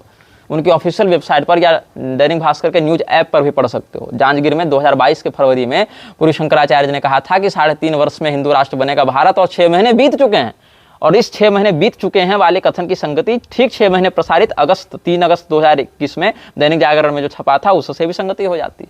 तो वो समय तो बीत गया, लेकिन अगर तुम 2021 को पूरा भी गोल कर दो तो पूरा 22, पूरा 23, पूरा 24, पूरा 25, तुम पूरे 4 साल ले लो। 25 के बाद हमसे बात करना, तब पूछूंगा कि क्या हुआ, कैसे हुआ। और कहा जा रहा था, जब इनके शिष्यों से पूछा गया, कर्मचारियों से पूछा गया, कार्यकर्ताओं से पूछा गया, तो क्या कहा गया शंकराचार्य जी के वचनों का संदर्भ देकर उत्तरामचरितम से, ऋषिगणाम पुनराद्यानाम वाचमर्थोनुधावति, कि जो ऋषिगण होते हैं, सिद्ध महापुरुष होते हैं, उनकी वाणी का अनुगमन अर्थ करते हैं, वो जो कह देते हैं सो हो जाता है, ताकि स्वयं को बहुत बड़ा सिद्ध महापुरुष व्यक्त किया जा सके। अब भाई ऋषिगणाम पुनराद्यानाम वाचमर्थोनुधावति तो घटित हुआ नहीं, इससे सिद्ध होता है कि सिद्ध बात जो है वो असिद्ध हो रही है, और असिद्ध सिद्धि का जो प्रयास करता है उसको उपेक्षणीय ही माना जाएगा। और उपेक्षा भी एक नीति है। शंकराचार्य जी उपेक्षा नीति का बड़ा सुंदर, असंप्रदायवित मूर्खवद उपेक्षणीय, ऐसा शंकराचार्य जी कही हैं। तो वही मूर्खवद उपेक्षणीय में तुम लोग हो। तुम्हारे ही गुरु जी की 7वीं नीति उपेक्षा नीति का प्रयोग हम तुम्हारे लिए कर रहे हैं। पूरी शंकराचार्य जी के जो शिष्य कह रहे हैं कि आप हमारा नेतृत्व करें, और हम लोग सैकड़ों लोग जाकर शंकराचार्य जी के सामने निवेदन करेंगे अपने कष्ट का, तो तुम क्या निवेदन करोगे? शंकराचार्य जी के नेत्रों की ज्योति तो ठीक ही है, कान भी ठीक से ही काम कर रहे हैं, बिस्तर पर पड़े हुए भी नहीं है कि 150 साल में उठ नहीं पा रहे हैं, चल रहे हैं, बोल रहे हैं, देख रहे हैं, सुन रहे हैं, दहाड़ रहे हैं, ग्रंथ भी लिख रहे हैं। मतलब शरीर के जितने भी मूलभूत अंग हैं सारे ठीक से काम कर रहे हैं। जिस व्यक्ति को तुम बोल रहे हो निर्विकल्पानंद सरस्वती को कि ऐसा कुकर्म कर रहा है, तो क्या वो शंकराचार्य जी को नहीं दिख रहा है? एकदम दिख रहा है। ऋषिकेश ब्रह्मचारी का नहीं दिख रहा है? एकदम दिख रहा है। तो तुम अलग से क्या बताओगे उनको जाकर कि गुरुजी आपका चेला ऐसा करता है, गुरुजी की आंख के सामने वो महिलाओं से अंगमर्दन करके होली खेल रहा है, गुरुजी को तुम बताओगे? तुम गुरुजी को बताने चल रहे हो? अरे तुम चेला हो भाई, चेला झंडा उठाता है, चेला गुरुजी पर आपत्ति नहीं करता है, गुरुजी को उपदेश नहीं करता। अरे इज्जत करो निर्विकल्पानंद की, अगला शंकराचार्य है भैया, हरिहर के तेरे सभी नियुक्त होने वाला है, तुम कहाँ उससे झगड़ा मोल रहे हो? साक्षात शिव स्वरूप बनने वाला भी 1 दशक बीतने तो दो, पूरी सेटिंग करके बैठा है। और सुनो निर्विकल्पानंद की सेटिंग क्या है। शंकराचार्य जी का सिद्धांत ताप जाएगा होलिका दहन के साथ। निर्विकल्पानंद अपनी निजी सेटिंग बनाने में लगा हुआ है, इसीलिए करौली सरकार जैसे माफियाओं के साथ उठना बैठना, बागेश्वर धाम जैसे वर्णाश्रम विरोधी नेता चाटुकारों के साथ उठना बैठना, बड़े बड़े संघ और बीजेपी के नेताओं के साथ अपने उठने बैठने में लगे रहना, ये निर्विकल्पानंद खुलेआम शंकराचार्य जी के सामने कर रहा है। और करौली और बागेश्वर और कबीर पंथियों को भी उनके सामने ला रहा है, बैठा रहा है। नए नए उम्र की लड़कियों को शंकराचार्य के साथ मंच पर बैठा रहा है वो व्यक्ति। तुम शंकराचार्य के दीक्षित ब्राह्मण अग्निहोत्री शिष्य भी होगे तो वहां बैठने नहीं दिया जाएगा। 20 साल की अगर तुम पतली दुबली लड़की हो तो कमरे में ब्रह्मचारी जी तुम्हारे साथ और सन्यासी जी तुम्हारे साथ घंटों बिताएंगे, और शंकराचार्य जी के बगल में मंच पर बैठने भी देंगे, क्योंकि उसके पास वो सब कुछ है जो तुम्हारे पास नहीं है। अब क्या होगा जब पूरी के शंकराचार्य ब्रह्मलीन होंगे? अगर वो अपना उत्तराधिकारी घोषित करके जाएंगे, और अगर वो व्यक्ति निर्विकल्पानंद हुआ, तब तो समझ लो कि खड़े खड़े नीलाम कर देगा मठ। और अगर वो व्यक्ति निर्विकल्पानंद नहीं हुआ तो ये जान लो कि पूरी के शंकराचार्य जी जिस दिन निर्विकल्पानंद के अलावा किसी और को अपना उत्तराधिकारी घोषित किए, उसी दिन से पूरी के शंकराचार्य जी और उनके द्वारा घोषित उत्तराधिकारी के कंधा पर कालांतक बनकर बैठ जाएगा निर्विकल्पानंद। शाहजहां और दारा सिकोह वाली बात हो जाएगी, औरंगजेब वाली घटना, कि फिर गुरुजी आप भी जाइए और उत्तराधिकारी जी आप भी जाइए, तब अब हम संभाल लेंगे। और अगर पूरी के शंकराचार्य जी अपने उत्तराधिकारी की घोषणा किए बिना ब्रह्मलीन हो गए, जो बातें आज तुम लोग कह रहे हो ना कि ऐसा हो रहा है मठ में वैसा हो रहा है, ये बात हमने 2021 में कही थी, फिर 2022 में भी कही थी, 2023 में भी कही थी, तब तुम लोग हमको गाली दे रहे थे। आज इस वीडियो को सुनकर तुम हमको गाली दोगे? 10 साल के बाद बोलोगे हाँ गुरुजी ठीक बोल रहे थे। और निर्विकल्पानंद जैसे ही बना शंकराचार्य और घोषणा किया, बाकी 3 पीठ उसको मान्यता तो देने से रहे, हाँ? बाकी 3 पीठ तो उसको मान्यता देंगे नहीं। और अगर दे दिए, जो कि होना नहीं है, लेकिन चलो कम से कम श्रृंगेरी वाले दे दिए, क्योंकि श्रृंगेरी वाले सबको मान्यता दे देते हैं।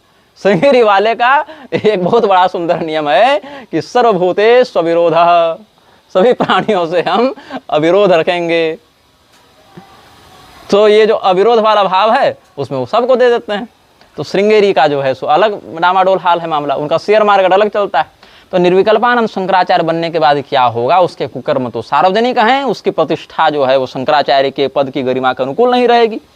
तो भगवान अक्षोभ्य रुद्र की जो भविष्यवाणी है शक्ति संगम तंत्र के छिन्नमस्ता खंड में कि मुख्या परंपरा देवी कलौ छिन्ना भविष्यति, कि शंकराचार्य जी की मुख्य परंपरा जो है वो कलयुग में छिन्न भिन्न हो जाएगी, वो भविष्यवाणी तुरंत सार्थक हो जाएगी निर्विकल्पानंद के सौजन्य से, धन्य हो महाराज।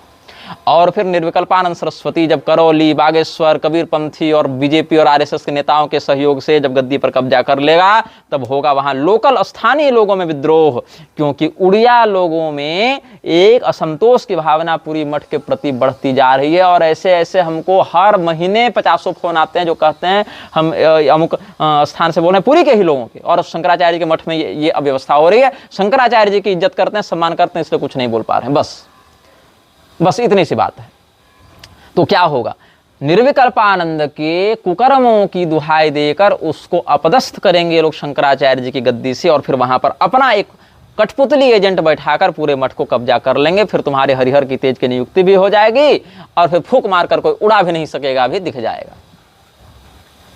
तो ये होने वाला है। अब जो लोग कहते हैं कि ऐसा नहीं होगा, जब स्वामी मुक्तेश्वरानंद सरस्वती को प्रशांत मिश्र जी ने कहा था हमारे सामने कि वो ब्राह्मण नहीं है, भाट हैं, तो हमने कहा कि भाई तब तो उनके गुरु जी से जाकर आप क्यों शिकायत नहीं करते हैं, वो तो अगले होने वाले शंकराचार्य हैं। क्योंकि कई वर्ष पहले ही घोषणा हो गई थी, जो भाग्यनगर वाला सम्मेलन हुआ था जहाँ माध्य संप्रदाय के लोग हैं, वहाँ भी मंच संचालक ने यही उद्बोधन किया था कि ज्योतिष पीठ के उत्तराधिकारी जो है मुक्तेश्वरानंद सरस्वती वो मंच पर बोलेंगे। अब उसका वीडियो भी हमने सार्वजनिक किया था। तो उस स्थिति में क्या कहे थे प्रशांत जी हमको कि नहीं नहीं ऐसा नहीं होगा, मुक्तेश्वरानंद जी शंकराचार्य नहीं बनेंगे। कहे तो वो भी थे उस समय, लेकिन उस समय क्या हुआ, बन गए ना शंकराचार्य मुक्तेश्वरानंद सरस्वती। श्रृंगेरी वाले तो मान ही रहे हैं, और श्रृंगेरी वाले को तुम लोग मान रहे हो। तुम लोगों से ऐसा नहीं हो, ना तुम लोग मुक्तेश्वरानंद सरस्वती का समर्थन ही कर पा रहे हो, ना श्रृंगेरी का विरोध ही कर पा रहे हो। श्रृंगेरी वाले को मान्यता दे रहे हो, और श्रृंगेरी वाले को मान्यता देकर कहते हो शंकराचार्य सर्वोच्च धर्मगुरु होते हैं, साक्षात हरिहर के तेज से नियुक्ति होती है। तो भैया जो साक्षात हरिहर के तेज से नियुक्त है उसके द्वारा नियुक्त व्यक्ति को तो मान लो। बोले नहीं, क्योंकि साक्षात हरिहर के तेज से नियुक्त एक दूसरा व्यक्ति विरोध कर दे रहा है। तो कैसा हरिहर का तेज है कि साक्षात हरिहर का तेज से नियुक्त एक व्यक्ति कहते हैं कि शंकराचार्य हैं वो, दूसरे कहते हैं कि नहीं है वो। तुम हो वही हो पेंडुलम, कभी इधर से टंग कभी उधर से टंग। कितने लोग मठ में विकृति कर रहे हैं, 5 लोग 10 लोग। एक व्यक्ति को निग्रह करने के लिए कितने जनबल की आवश्यकता है, 10 आदमी, 100 आदमी तुम लोग नहीं मिल रहे हो जी हिंदू राष्ट्र बनाओगे तुम लोग। तुम्हारे खुद के मठ में पुरी के शंकराचार्य जी के जीवित और स्वस्थ रहते हुए पुरी के शंकराचार्य जी के परिकर लोग तुम्हारा माथा में चढ़ के मूत रहा है, और तुम लोग 100 आदमी नहीं जा पा रहे हो। वहां के 10 लोगों को अगर 10-10 आदमी खाली पकड़ लो, मारना पीटना छोड़े है, 2 आदमी पैर पकड़ो, 2 आदमी पैर पकड़ो, 4 आदमी कमर से नीचे कंट्रोल कर लिए, 2 आदमी हाथ पकड़ लो, 2 आदमी और हाथ पकड़ लो, 4 आदमी और कंट्रोल कर ली, 8 आदमी हो गया, और 2 आदमी गर्दन पकड़ लो। मारना मत, खाली पकड़ लो, हिलने डुलने मत दो। कब तक के लिए? 5 मिनट के लिए, ताकि तुम शंकराचार्य जी के पास अपनी बात कह सको। इतना तुमसे नहीं हो रहा है, तुमको हिंदू राष्ट्र बनाना है, और तुमको लगता है कि हिंदू राष्ट्र तुम बना लोगे। ऐसे हद है भैया। मतलब इतना तो वीडियो गेम का लॉजिक भी काम नहीं आता है। 10 आदमी अगर परिकर वहां पर तुम्हारे गड़बड़ हैं, ऋषिकेश ब्रह्मचारी है, निर्विकल्पानंद है, सुरेश सिंह है, प्रफुल्ल ब्रह्मचारी है, जिन जिन लोगों का भी तुमने नाम इस पीडीएफ में लिख रखा है, 10 आदमी को कंट्रोल करने के लिए 100 आदमी काफी है कि नहीं है जी? एक आदमी को पकड़ने के लिए, और वो भी कराटे चैंपियन बैठे हैं। निर्विकल्पानंद को उसेन बोल्ट है, वो दौड़ के भाग नहीं सकेगा। तो निर्विकल्पानंद को कंट्रोल करने के लिए 10 आदमी, ऋषिकेश ब्रह्मचारी 5 में हो जाएंगे। वो भी मारना पीटना थोड़ी है, शांतिपूर्वक सारी बात करनी है। बस उनको इसीलिए पकड़ना है ताकि तुम अपनी बात कह सको, कह के निकल जाना है। आप बैठे रहिए मठ में, हमको जो कहना था हमने कह दिया। इतना तुमसे नहीं हो पा रहा है, तुमको हिंदू राष्ट्र बनाना है, तरस आता है हम पर। इसने करके सोखा के 3.5 साल बीत गया। और इसमें विडंबना क्या हो गई, इन लोगों ने अब क्या किया है, 3.5 साल हिंदू राष्ट्र में इन लोगों ने किया क्या है, खाली अतिशयोक्ति। नागलोक से सेना लाएंगे, आंख खोल के भस्म कर देंगे, 15 दिन में सिंहासन कबाड़ देंगे। 3.5 साल बीत गया। उसके बाद जिन जिन लोगों को हिंदू राष्ट्र अभियान से जोड़ा गया था, जो आदित्य वाहिनी के पदाधिकारी हैं, केंद्रीय स्तर पर, राज्य स्तर पर, जिला स्तर पर, वो बड़ी मेहनत तो करते थे भैया, इसमें दिक्कत नहीं है। जाते थे घर घर में, लोगों को बताते थे, जोड़ते थे, जागृत करते थे। अब वो लोग जब शंकराचार्य जी का नाम सुनते थे, श्रद्धा से जुड़ते थे, तो शंकराचार्य जी के अभियान की इस प्रकार से दुर्भाग्यपूर्ण असफलता पर जब वो लोग उन लोगों से प्रश्न करते हैं कि भैया तुम्हारा क्या हुआ, तो उनके पास कोई उत्तर नहीं होता। तब लोग हमको मैसेज करते हैं, कमेंट करते हैं कि भैया इसमें क्या उत्तर दें। तो हम कहते हैं हमने बयान दिया था क्या, जाकर उनसे बात करो। उधर बात करने जाते हैं ऋषिकेश ब्रह्मचारी शंकराचार्य से, तो सचिव और ब्रह्मचारी मिलने नहीं देते।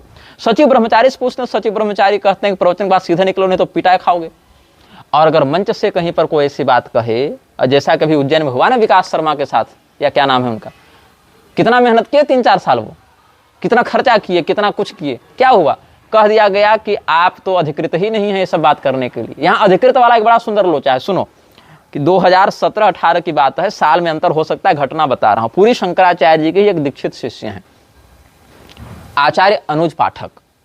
तो आचार्य अनुज पाठक जी का एक यज्ञ था, कहाँ था, आदित्य बिरला ग्रुप की कंपनी है हिंडाल्को, उसका एक मुरी में प्लांट है, झारखंड में एक इंडस्ट्रियल एरिया है, नाम है मुरी। तो मुरी में हिंडाल्को का एक प्लांट है। तो हिंडाल्को में उनको यज्ञ कराना था, किनको, पूरी शंकराचार्य जी के शिष्य हैं आचार्य अनुज पाठक, जो संयोग से हमारे पिताजी के महाविद्यालयीय सहपाठी भी रहे हैं। तो उन्होंने हमको कहा कि भाई वहाँ प्रवचन करने चलना है, त्रिदिवसीय प्रवचन है। हमने कहा विषय मतलब गीता पर, रामायण पर, उपनिषद पर, ऐसे ही क्या, बोले कुछ भी कहना है।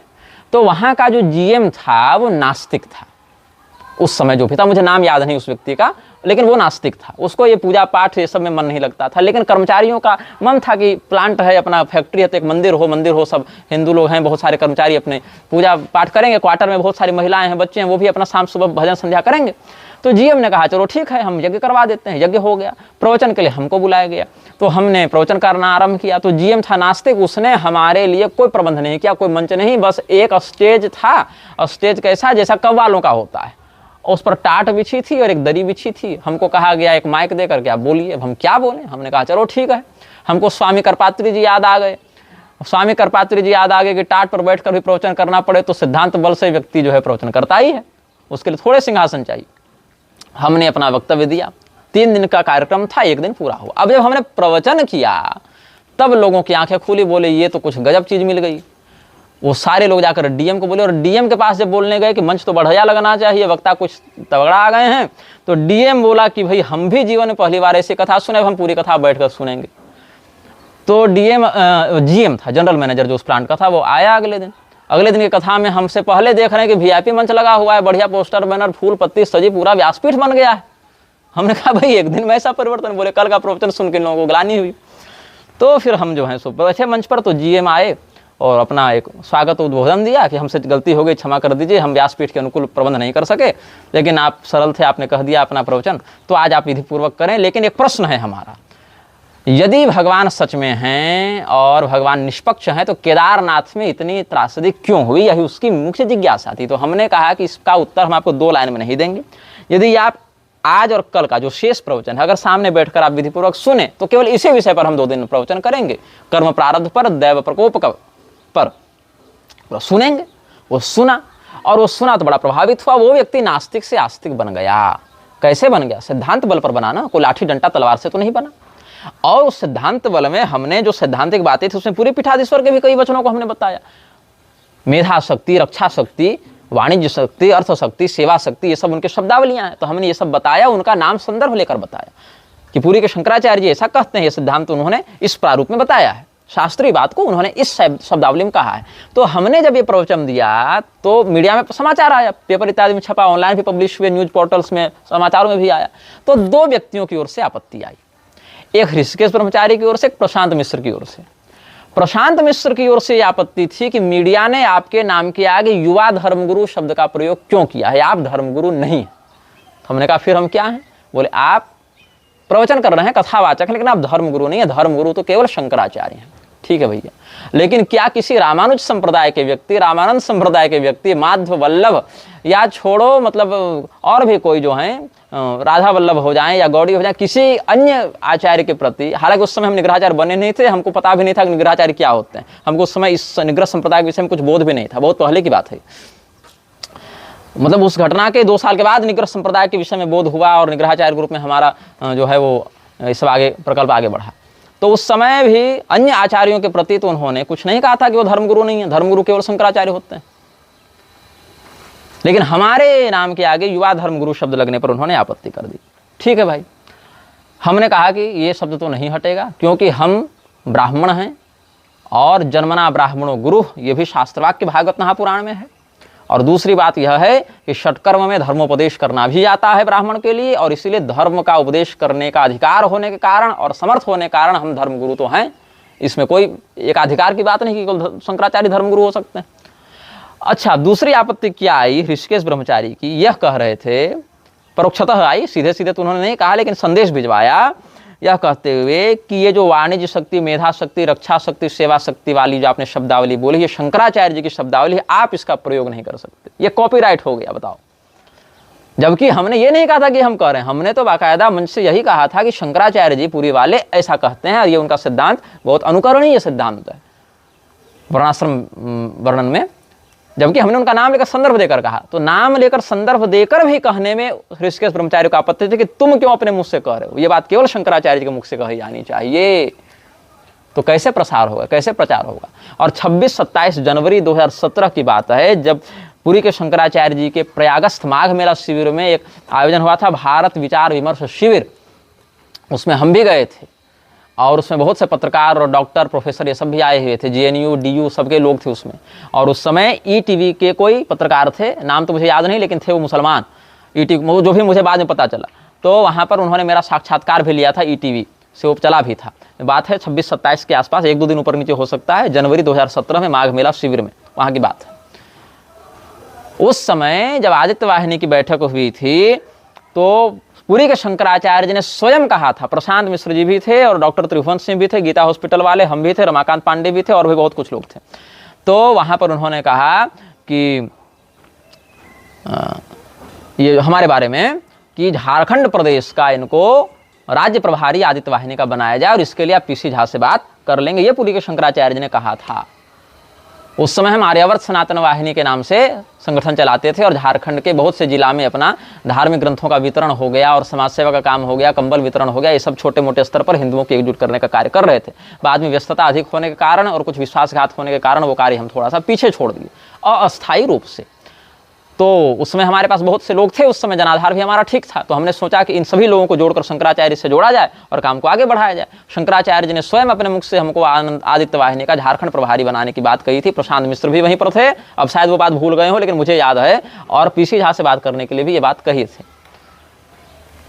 लेकिन हमको जब वहाँ गड़बड़ लगी तो हमने इस विषय में रुचि भी नहीं दिखाई, आगे कोई मुलाकात भी नहीं हुई, कोई बात भी नहीं आगे बढ़ी इस विषय में। वो बस एक ही शाम की वो चर्चा थी, वो चर्चा वहीं पर समाप्त भी हो गई। इस विषय में फिर कहीं कोई चर्चा हुई भी नहीं, कोई कार्यवाही भी नहीं हुई। लेकिन कहने का मतलब है कि पहले से भी शंकराचार्य जी के वचनों को संदर्भित करके बोलने पर भी कितना सेंसरशिप, कितना प्रतिबंध लगाया जाता रहा था। अब ये लोग, क्या होता है मेरे साथ, अब ये लोग एक ओछी राजनीति पर आ गए हैं। ये धूर्त लोग कहते हैं कि तू तो भाट का चेला हो गया। भाट मतलब मुक्तेश्वरानंद सरस्वती जी को लोग भाट कहते हैं और हमको कहते तू भाट का चेला हो गया। अरे मूर्खो, जब तुम्हारी औकात नहीं थी ना मुक्तेश्वरानंद सरस्वती जी के विरुद्ध कुछ बोलने की, तो कुसुम घटा के मंच पर हजारों लोगों के सामने, जब हम लोग दोनों मंच पर उपस्थित थे, पहली बार उनसे हमने मंच साझा किया था, उस समय कोरोना आ गया था लगभग, लगता है। उस समय हमने उनके विरुद्ध 4-5 वीडियो बनाए थे, लिखा भी था उनके एक सैद्धांतिक पक्ष पर, स्त्री कथावाचक वाले प्रकरण पर, और उनके चेलों से खूब गाली खाई थी, ये कहते सुनते हुए कि तू पूरी शंकराचार्य का एजेंट है, तू पूरी पीठ का दलाल है।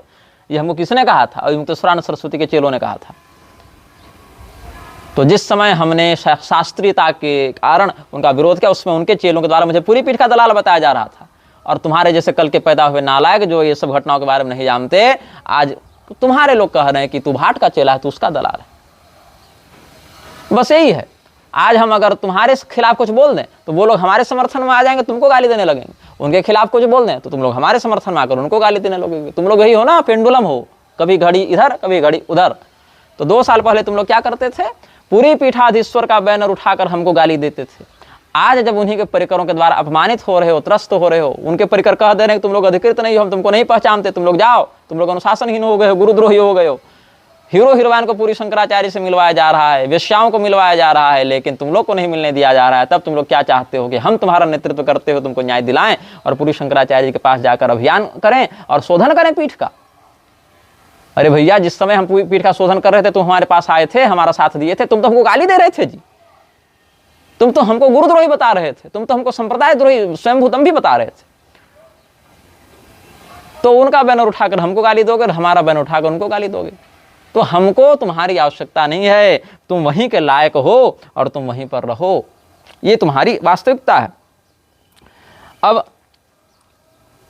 तुम लोगों को लगता है कि निर्विकल्पा, ये जैसे नहीं बागेश्वर धाम जब आया पूरी पीठ के पास और मुरारी आया और अवध ओझा आया और ये सब जो है वो सब करौली सरकार, तो तुम लोगों के पास जब हमने आपत्ति की थी तब क्या कहा था लोगों ने, पूरी पीठ के चेलों ने क्या कहा था मुझे कि नहीं नहीं ये तो साक्षात शिव स्वरूप के पास जाकर जैसे हलाहल भी अमृत के समान हो गया, वैसे ये सब भी पूरी शंकराचार्य की सत्संगति में आकर सुधर जाएंगे, अब गुरु शरण प्राप्त हो गया ना। अवध ओझा सत्संगति के बाद ही पगलाया, मजार भी जाने लगा, केजरीवाल को भगवान कृष्ण का अवतार घोषित कर दिया। पूरी शंकराचार्य जी जो है ना उनकी हमें ये नहीं करा कि उन्होंने ऐसा करने के लिए कहा, बात है कि वहां जाने मात्र से ये नहीं हो जाता कि वो तुम्हारा समर्थक हो गया, ये कहने का मेरा अर्थ है। वहां जाना केवल उसकी राजनीति का हिस्सा है, उसकी पॉलिटिक्स का हिस्सा है। मोदी जी हमारे गुरुजी के पास आ गए, योगी जी हमारे गुरुजी के पास आ गए, अरे भैया तुम्हारे गुरुजी के प्रति अगर इतनी निष्ठा रखता ना योगी और अमित शाह, तो अवधेशानंद के लिए जमीन ही अलॉट नहीं होती पूरी में, ये प्रयागराज में। अवधेशानंद के नाम पर अलॉट करके उससे मिलकर उसको शंकराचार्य बोलकर फिर तुम्हारे गुरुजी के पास आकर वहां भी हा ही करके गया, और तुम कुढ़ने के अलावा कुछ नहीं कर सकते, और तुम्हारे गुरुजी भी कुछ नहीं कर पाए, ये एक नंगा सत्य है। और छोड़ो, हंस तीर्थ के लिए लड़ रहे हो ना तुम लोग, हंस तीर्थ में सत्यम योगी कब्जा कर लिया है। ये सत्यम योगी कभी हमसे मिला हो तो बता दो, नहीं मिला है, लेकिन वही सत्यम योगी पूरी शंकराचार्य के पास बैठा रहता है। शंकराचार्य हंसते बोलते बात करते हैं, और शंकराचार्य जी यह बयान देने के बाद भी कि हंस पीठ का संरक्षण होना चाहिए, अवैध कब्जा हटना चाहिए, उन्हीं के मुंह पर सत्यम योगी जाकर हंस बोलकर आता है, और शंकराचार्य जी उससे अवैध कब्जा नहीं छुड़वा पाते हैं। ये इतिहास का सत्य कहाँ छिपने जा रहा है जी? तुमको लगता है तुम कर लोगे अभियान, आंदोलन कर लोगे? नहीं होता है ऐसे काम। हमारी बात कड़वी लग रही है तुम लोगों को, लेकिन इसके दोषी तुम ही लोग हो। जब हमारा तिरस्कार किया था इन लोगों ने, तब हमने प्रशांत मिश्र जी को क्या लिखा था कि हमारा ऐसा हुआ, तो उन्होंने क्या मुझे उत्तर दिया था कि आप हमसे पूछ कर वहां गए थे, मतलब आपसे हम पूछ कर जाएंगे तभी इज्जत कहीं होगी, और नहीं पूछ कर जाएंगे तो लोग जूता मारेंगे। अब यही बात हो गई ना कि भाई आपसे सर्टिफिकेट लेकर जाना पड़ेगा किसी व्यक्ति को शंकराचार्य के पास। तो जितने लोग वहां पर इज्जत पा रहे हैं, जितने कुकर्मी माफिया, वो सब आपसे सर्टिफिकेट लेकर ही गए होंगे, आप ही ने सर्टिफिकेट दिए होंगे तब सबको। तब हमने कहा चलो भैया ठीक है, हमारी इज्जत नहीं, हम आपकी परवरिश नहीं गए, तो जो कुकर्म हो रहा है उसके बारे में आप अवगत हैं, आप वही बात सार्वजनिक कर दीजिए। तो क्या कह दिया उन्होंने कि हम ऐसा नहीं करेंगे, हमारे लिए पीठ की प्रतिष्ठा बहुत महत्वपूर्ण है। तो सुन लीजिए, विष्ठा पर परफ्यूम मारते रहने से सुगंधित नहीं हो जाती, लाश को रूम में बंद कर देने से दुर्गंध नहीं छिप जाती। जिस समय ये दुर्गंध बाहर फैलेगी ना, और फैल ही रही है, उस समय आप बचाते रहिए पीठ की प्रतिष्ठा, कुछ नहीं कर पाएंगे आप।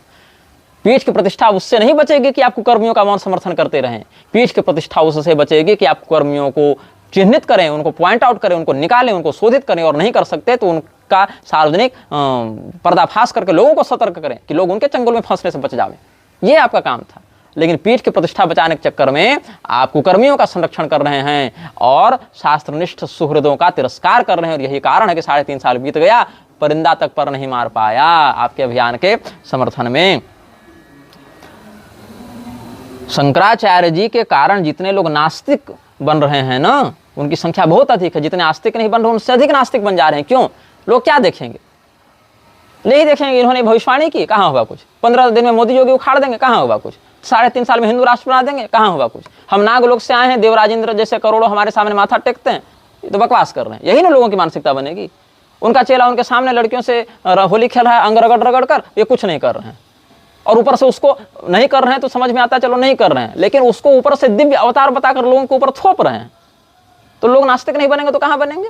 तो शंकराचार्य जी के अभियान के कारण जितने लोग आस्तिक नहीं बन पाए ना, उससे अधिक लोग नास्तिक बन रहे हैं। ये देख रहे हैं कि ये बाबा जी तो ऐसे ही बकवास करते रहते हैं, और तब उनको पड़ती हैं गालियां, तब कष्ट होता है हम लोगों को, तब हम लोग उनके वकील बनकर सामने आने के लिए मजबूर हो जाते हैं। लेकिन ये बहुत देर तक नहीं है। क्या जहाँ गलत है वहां तो बोलना पड़ेगा ना। आपके चक्कर में थोड़े हम चापलूसी करते फिरेंगे। तो ऋषिणाम पुनराद्यानम वाचमर्थों धावती कह देने से थोड़े हिंदू राष्ट्र बन जाता है। जिस समय जहां पर जो कार्य होना चाहिए, जिसका अधिग्रहण होना चाहिए, जिसका अनुग्रह होना चाहिए, जिसका निग्रह होना चाहिए, कोई नीति है नहीं। बस हो जाएगा हो जाएगा हो जाएगा। कैसे हो जाएगा? उद्यमे नहीं सिद्धंति कार्याणि न मनोरथ नहीं सुप्तस्य सिंहस्य प्रविशन्ति मुखे मृगा। 5-5 क्लास के विद्यार्थी सुहासितानी में इतना पढ़ के इतनी नीति समझ जाते हैं भाई। अरे मूर्खों को कुत्ता बिल्ली गधा घोड़ा सुना सुना कर विष्णु शर्मा राजनीति बना दी पंचतंत्र का। ये कैसे नीति विशारद हैं जो अपने PhD होल्डर चेलों को नहीं समझा पा रहे हैं कि किससे उठना और किससे बैठना और किससे नहीं करना। बोल लो 6 महीना और देकर अपने मन को तसल्ली कर दो। हमारी शरण में क्यों आ रहे हो? मत आओ हमारी शरण में। हम तो ये भी नहीं कह रहे हैं ना कि तुम शंकराचार्य को गुरु मत मानो, शंकर परंपरा छोड़ दो। हम कभी कहे नहीं। शंकराचार्य जैसे दीक्षा लेने वाले किसी व्यक्ति को हमने आज तक रोका क्या? लिखित या मौखिक रूप से तुम उनसे दीक्षा मत लो, नहीं रोका। क्या शंकराचार्य जी के प्रति दीक्षा लेने की इच्छुक किसी व्यक्ति को हमने ये कहा कि तुम हमसे ले लो? नहीं कहा। क्या हमारे पास आए दीक्षा लेने वाले व्यक्ति को हमने शंकराचार्य जी के पास नहीं भेजा? बिल्कुल भेजा, कई बार भेजा कि उनसे ले लो। कितने शिष्य हैं जो शाक्ताभिषिक्त हो गए हैं शंकराचार्य जी से, लेकिन पूर्णाभिषेक लेने में बाधा आ रही है, हमसे लेना चाहते हैं, हम मना कर देते हैं। एक को भी हमने नहीं दिया, कहा उन्हीं से लो, नहीं लेना है मत लो, लेकिन हमारे पास मत आओ। बाहर से जो साइड मार्गदर्शन होगा वो। कितने लोग हमारे पास आर्थिक सहायता के लिए आते हैं कि हमारे ये यहाँ ये बीमार है, ये है, हम उनकी पहचान नहीं सार्वजनिक करते हैं। बोलते हैं पूरी पीठ के शिष्य हैं, आदित्य वाहिनी के ये हैं, लेकिन हमको संगठन से सपोर्ट नहीं मिल रहा है, वहाँ से हमको गाली मिल रही है, हमारी माँ बीमार है, ये देखिए, हमको आर्थिक सहयोग चाहिए। पैसा रहता है दे देते हैं, नहीं रहता है कर्जा करके देना पड़ता है, लेकिन देते हैं। क्यों? क्योंकि वो जब उस मठ में जुड़ा था तो उस धर्म के लिए जुड़ा था, आस्था के कारण जुड़ा था, उसका विश्वास तुम्हारे मठ से न डिगे, धर्म से न डिगे, इसके लिए तुमसे गाली सुनकर भी इतना करते हैं। अभी तक 50 ऐसे फोन रिकॉर्डिंग हैं जो हमने सार्वजनिक नहीं किए हैं, क्योंकि उन्होंने कहा कि महाराज जी हम पूरी पीठ के शिष्य हैं, अगर लोगों को पता चल जाएगा कि हम आपसे मार्गदर्शन लेते हैं तो हमको बहुत प्रताड़ित करेंगे वो लोग, इसलिए हमारी रिकॉर्डिंग सार्वजनिक मत कीजिए, हमारी आवाज़ पहचान लेने वो लोग। और बड़े बड़े प्रोफेसर लोग भी इसमें सम्मिलित हैं। लेकिन अब हमने सोच लिया है, क्यों सार्वजनिक नहीं करेंगे? तुम लोग जो कुकर्म हमको बताते हो, वो तुम लोग मार्केट में जब तक नहीं बोलोगे, लोग कैसे सीखेंगे, कैसे समझेंगे? इसीलिए अब अगर कोई इन्फॉर्मेशन देगा तो उसकी रिकॉर्डिंग सार्वजनिक करूंगा।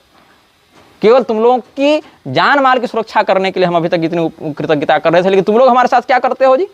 तुम लोग हमारे साथ क्या करते हो? जिस समय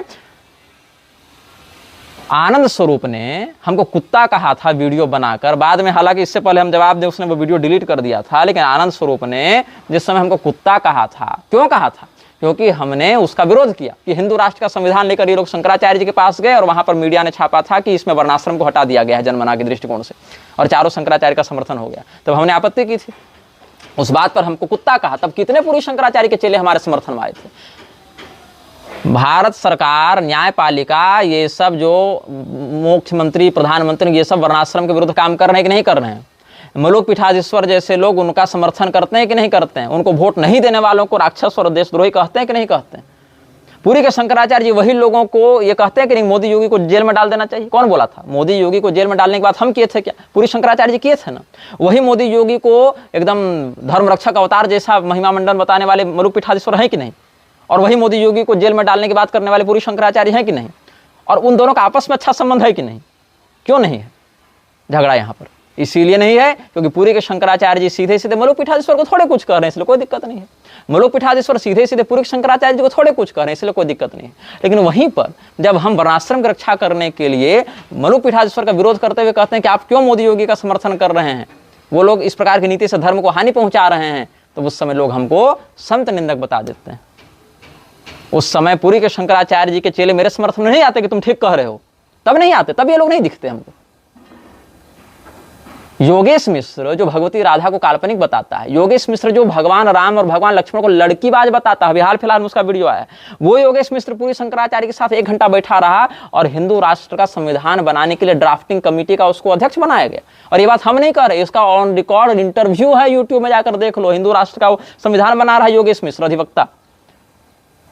और वो योगेश मिश्र जो एडवोकेट है, ज्योतिषी भी कई बार स्वयं को लिखता है, वो इंटरव्यू दे रहा है कि हम पूरी शंकराचार्य जी के हिंदू राष्ट्र के हम संविधान ड्राफ्ट में हैं। हम वो 1-1 घंटा बैठकर चर्चा कर जा रहा है। लेकिन वर्णाश्रम के लिए लड़ने वाले हम लोग, देवताओं के सम्मान के लिए लड़ने वाले हम लोग दम्भी हो जाते हैं, इन लोगों के लिए स्वयं भी हो जाते हैं। तो तुमको हम क्यों अपने पास रखें? तुम उनका साथ लेने के लिए हमको गाली देते हो, आज हमारा साथ लेकर उनको गाली देना चाहते हो, कल फिर किसी तीसरे का साथ लेकर हम दोनों को गाली देना चाहोगे। तो तुम्हारा हम क्यों महत्व दें? देखो अब फिर ये बात है कि ज्योतिष पीठ में जो दोनों हैं और वो द्वारिका पीठ में वास्तविक शंकराचार्य ने पीठ खाली है। यदि आपको इतनी चिंता है पीठ खाली है, तो पीठ को खाली आप रखे क्यों? अगर ज्योतिष पीठ का शंकराचार्य नियुक्त करने का अधिकार आपको है, ऐसा आप दावा करते हैं, पुरी के शंकराचार्य को अगर यह अधिकार है, तो पुरी के शंकराचार्य पीठ को रिक्त क्यों देख रहे हैं? आप स्वयं से एक योग्य आचार्य की प्रतिष्ठा कर दीजिए अभिषेक करके कि हमारी ओर से ज्योतिष पीठ के शंकराचार्य ये होंगे, कर दीजिए ना। क्योंकि आप तो इमतेश्वरानंद सरस्वती को मान नहीं रहे, वासुदेवानंद सरस्वती को कई बार मानते हैं दबे चुपे, लेकिन कहते हैं वो भी आरएसएस के एजेंट बन गए हैं। और हालांकि पूर्णतया उनको भी नहीं ही मान रहे हैं कई अंशों में, और लेकिन इमतेश्वरानंद सरस्वती की अपेक्षा उनके प्रति ज्यादा समर्थनात्मक भाव रखते हैं। लेकिन सुन लीजिए, यहाँ भी गुरुद्रोही हो जाएंगे, क्योंकि वासुदेवानंद सरस्वती शांतानंद परंपरा से आते हैं, और शांतानंद परंपरा को स्वामी करपात्री जी मानते ही नहीं थे। तो स्वामी करपात्री जी जिस परंपरा को मानते ही नहीं थे, उसके अंतर्गत आने वाले विदेशगामी वासुदेवानंद को आप कैसे शंकराचार्य के रूप में लिखकर उड़िया बाबा ट्रस्ट में सम्मिलित रख सकते हैं? कहाँ कहाँ बचिएगा जी, कहाँ बचिएगा? नाव में इतनी छेद है कि आप कितना टिपिएगा, जब तक नाव डूब जाएगी ना, कहाँ बचिएगा? इतने लूप होल हैं। एक और गंगाधर पाठक जी कहते हैं कि हम करपात्री स्वामी जी के सबसे बड़े एकदम सिद्धांतनिष्ठ चेला हैं, और स्वामी करपात्री जी जो विदेश गमन का खंडन करते थे वही विदेश भेजने के लिए फॉर्म वैकेंसी निकाल रहे हैं। वैदिक शुद्ध ब्राह्मण चाहिए, जो शुद्ध बचा उसको भी विदेश भेजकर भ्रष्ट करने में लगे हुए हैं। तो सिद्धांत जाए भाड़ में, व्यक्ति का हम जो है समर्थन कर देंगे, सिद्धांत का कोई समर्थन नहीं करेंगे। यही हाल यहाँ पर हो गया। भाई तथ्यात्मक विषय पर चर्चा कर रहे हैं, उसको सहना सीखिए, सुनना सीखिए, तितिक्षा रखिए थोड़ा सा, ताम तितिक्षस्व भारत। निजी शत्रुता से नहीं कह रहे कोई, ना आपकी कमाई में कमीशन मांगने जाते हैं, ना आपको कुछ 2 लाइन पढ़ा सिखा दिए हैं जिसके कारण हम इतना बोलना जान गए। जो ऐतिहासिक तथ्य है कि स्वामी करपात्री जी ने विदेश गमन करने वाले को पतित बताया, द्विजाति के लिए विशेष करके इसका निषेध किया, शास्त्रीय वैदिक मर्यादा के अनुरूप ऐसा कथन दिया, उन्हीं स्वामी करपात्री जी की इज्जत को बचाने की आड़ में हमको गाली बकने वाले आप, उन्हीं स्वामी करपात्री जी का झंडा उठाने का दावा करते हुए शुद्ध वैदिक ब्राह्मणों को विदेश भेजने का षड्यंत्र करके उनको पतित बना रहे हैं। ये एक ऐतिहासिक तथ्य है और इस तथ्य से आप प्रवंचित नहीं हो सकते, आप अपना मुख नहीं मोड़ सकते हैं। दूर के ढोल सुहावने वाली बात। तो बैनर ढोने वाले गुलाम चाहे किसी पार्टी का बैनर लेकर चलें, किसी संप्रदाय का बैनर लेकर चलें, उनसे कुछ नहीं होती ना। लोग कह रहे हैं कि शंकराचार्य साक्षात शिव स्वरूप होते हैं, इसलिए उनके गण तो भूत प्रेत हैं, वो लोग जो करें सब ठीक है। आदि गुरु शंकराचार्य ने क्या लिखा था कि हम शिव जी हमारे गण भूत प्रेत हैं, इसलिए जो मन सो करो, वैसा लाकर नचा दो मठ में। शिव जी के भूत प्रेत जितने अनुशासित हैं उतना तुम लोग सपना में नहीं हो सकते हो। प्रमथ गण है वो लोग, आराध्य कोटि में आते हैं, तुम लोग आराध्य कोटि में हो। तरह तरह के नशा व्यभिचार में फंसे लोग, तुम लोग रुद्रगण बन गए हो, और एक रुद्र बैठ गए, एक रुद्रगण बैठ गए। और तब हाल ही चल रहा है रुद्र और रुद्रगणों का कि तुम्हारे सामने अधोक्षजानंद का शिविर लग जाता है, तुम उखड़वा नहीं पा रहे हो। मतलब केवल लड़कीबाजी करने और बर्गर खाने के समय तुम लोग रुद्रगण बन जाते हो, हैं? और जहां पर तुम्हारे शंकराचार्य जी को पुलिस कांस्टेबल मां बहन की गाली मुंह पर देकर जाता है, वहां पर तुम लोग कुछ नहीं कर पाते हो। और ये बात पूरी के शंकराचार्य ने ऑन रिकॉर्डेड वीडियो में कही है। 2 साल पहले हमने सार्वजनिक अपलोड भी किया था ये वीडियो। और निर्विकल्पानंद जो महिलाओं से कीचड़ होली खेलता है, उस समय वो बन जाता है रुद्रगण कि हम कर सकते हैं। और उसके बाद जब शंकराचार्य जी की जान की सुरक्षा की बात आती है, गाली उनको मुंह पर देकर जाता है पुलिस कांस्टेबल मां बहन की, जो कि शंकराचार्य जी स्वयं अपने वीडियो में बता रहे हैं। उन्हीं के चैनल पर पड़ा हुआ होगा वीडियो, देख लेना, नहीं तो मेरे फेसबुक पर पड़ा हुआ होगा 1 साल पहले। तब ये रुद्रगण मर जाते हैं। कहाँ इनकी? तो ऐसा काम नहीं चलता है, कभी इधर कभी उधर। हमको तुम्हारी आवश्यकता नहीं है, तुम लोग अभी इस योग्य नहीं हुए हो कि तुम हमारे अनुयायी बन सको। शंकराचार्य जी की परंपरा में रहते हुए, शंकराचार्य जी के सिद्धांत में निष्ठा रखते हुए तुम शोधन करो वहां पर। और नहीं कर सकते हो तो कम से कम जो सिंडिकेट चल रहा है उसका पर्दाफाश करो। और वो भी तुमसे पूरा होगा नहीं ना, वो भी तुमसे पूरा नहीं होगा, क्योंकि तुम्हारी प्रज्ञा, तुम्हारी नीति जो है वो असंगठित है, असुरक्षित है, अमर्यादित है। इसीलिए 2025 पूरा बीत जाने दो, फिर देखना 4 साल हो जाएगा ना, फिर पूरा ऐसे तो 4.5 हो जाएगा, लेकिन चलो 4 साल पूरा हो जाएगा, तब भी हिंदू राष्ट्र अगर नहीं बना, तब हम विचार करेंगे तुम लोगों को शरण में लाने की। तब हम शरण देना प्रारंभ करेंगे। काम वही होगा, धर्म रक्षा का ही कार्य होगा। तुमको ना गुरु बदलना है, ना मंत्र बदलना है, ना संप्रदाय बदलना है। तुमको ये भी नहीं कहना है हम निग्रहाचार्य के चेले, तुम पूरी शंकराचार्य जी के चेले बने रहो। तरीका बदलो, सिंडिकेट के चंगुल से बाहर निकलो। ये जो वहां पर गिरफ्तारी करके बैठे हैं ना शंकराचार्य जी के, भोजन में मिलावट करके शंकराचार्य जी को एक कैद के समान जो करके रखा है उन लोगों ने, और सबसे ज्यादा दोषी तो हम शंकराचार्य जी को ही मानते हैं। तथा शिष्य कृतं पापम गुरु गृह्णाति निश्चितम। सैद्धांतिक रूप से आप कितने भी बली हों, लेकिन हाल आपका यह है कि आप एक और कहते हैं कि सिद्धांत और व्यवहार में भेद नहीं होना चाहिए, एक रूपता होनी चाहिए। वाणी, सिद्धांत और व्यवहार में एक रूपता होनी चाहिए, ये शंकराचार्य जी स्वयं कहते हैं। और वहीं गंगाधर पाठक मैथिल जैसे लोग हमें गाली देते हुए ये कहते हैं, जब हमने करौली सरकार वाला विरोध किया था तब कहे थे कि सिद्धांत अलग है और जगत व्यवहार अलग विषय होता है। आपके पढ़े लिखे वेदज्ञ चेला तो आपकी बात मान ही नहीं रहे हैं, तो बाकी लोग क्यों मानेंगे आपकी बात? आप कहते हैं कि करपात्री स्वामी कहते हैं भूसुंडी रामायण प्रामाणिक है, ब्राह्मणों को विदेश गमन नहीं करना चाहिए। आप ही के कथित प्रशिष्य कहते हैं कि ब्राह्मण खूब विदेश जाए, हम वैकेंसी निकाल रहे हैं और भूसुंडी रामायण अप्रामाणिक है। क्या सैद्धांतिक सामंजस्य भैया? पूरी के शंकराचार्य जी कहते हैं कि सिद्धांत और व्यवहार में एक रूपता होनी चाहिए। गंगाधर पाठक मैथिल कहते हैं कि बात सिद्धांत अलग है, जगत व्यवहार अलग है। जी हमारे उत्सवों की शोभा बढ़ाते हैं ये लोग, हम सबसे मिलेंगे। हाँ क्यों? क्योंकि करौली सरकार को आप गाली दे देंगे तो कल जान पर बनाएगी। निग्रहाचार्य गाली देने पर कोई लाठी मारने नहीं आ रहा है। इसीलिए अजापुत्रम बलिम दद्यात् दैवो दुर्बल घातकः, लेकिन दैव उतना भी दुर्बल नहीं है हमारा, चिंता मत कीजिए।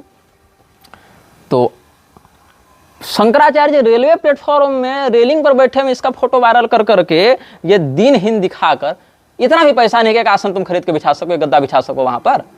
तो लाखों करोड़ों डोनेशन जा कहाँ रहा है जी? विवेक मिश्रा के अकाउंट में कि निर्विकल्पानंद के अकाउंट में? कहाँ जा रहा है इतना पैसा? जिसको 2 पंक्ति संस्कृत बोलकर शब्द शब्दार्थ का अन्वय व्याख्या करने का जिसको बोध नहीं, वो शंकराचार्य के मन से भाषण दे रहा है, प्रवचन कर रहा है, और सिद्धांत निष्ठ व्यक्तियों को मिलने नहीं दिया जाता, बात नहीं करने दिया जाता, अपना पक्ष रखने नहीं दिया जाता, तो खाली झुंझुना बजा देने से तुम्हारा अभियान सफल हो जाएगा? बहुत पहले से हम ये सब बात बताते आ रहे हैं, आगे भी बताते रहेंगे। ना हम तुम्हारे चेला है, ना तुम्हारे गुलाम हैं, ना तुम्हारे कर्जदार हैं, तुम्हारी दाल रोटी चला रहे हो। हमारा एक स्वतंत्र अस्तित्व है, संप्रदाय है, आचार्य परंपरा है, अनुशासन मर्यादा है। उस मर्यादा की सीमा में रहते हुए जो तुम्हारे लिए हमारे पास समुचित सौहार्दपूर्ण संवाद था वो हमने व्यक्त कर दिया है। हमें पुरी के शंकराचार्य के शिष्यों की आवश्यकता नहीं है।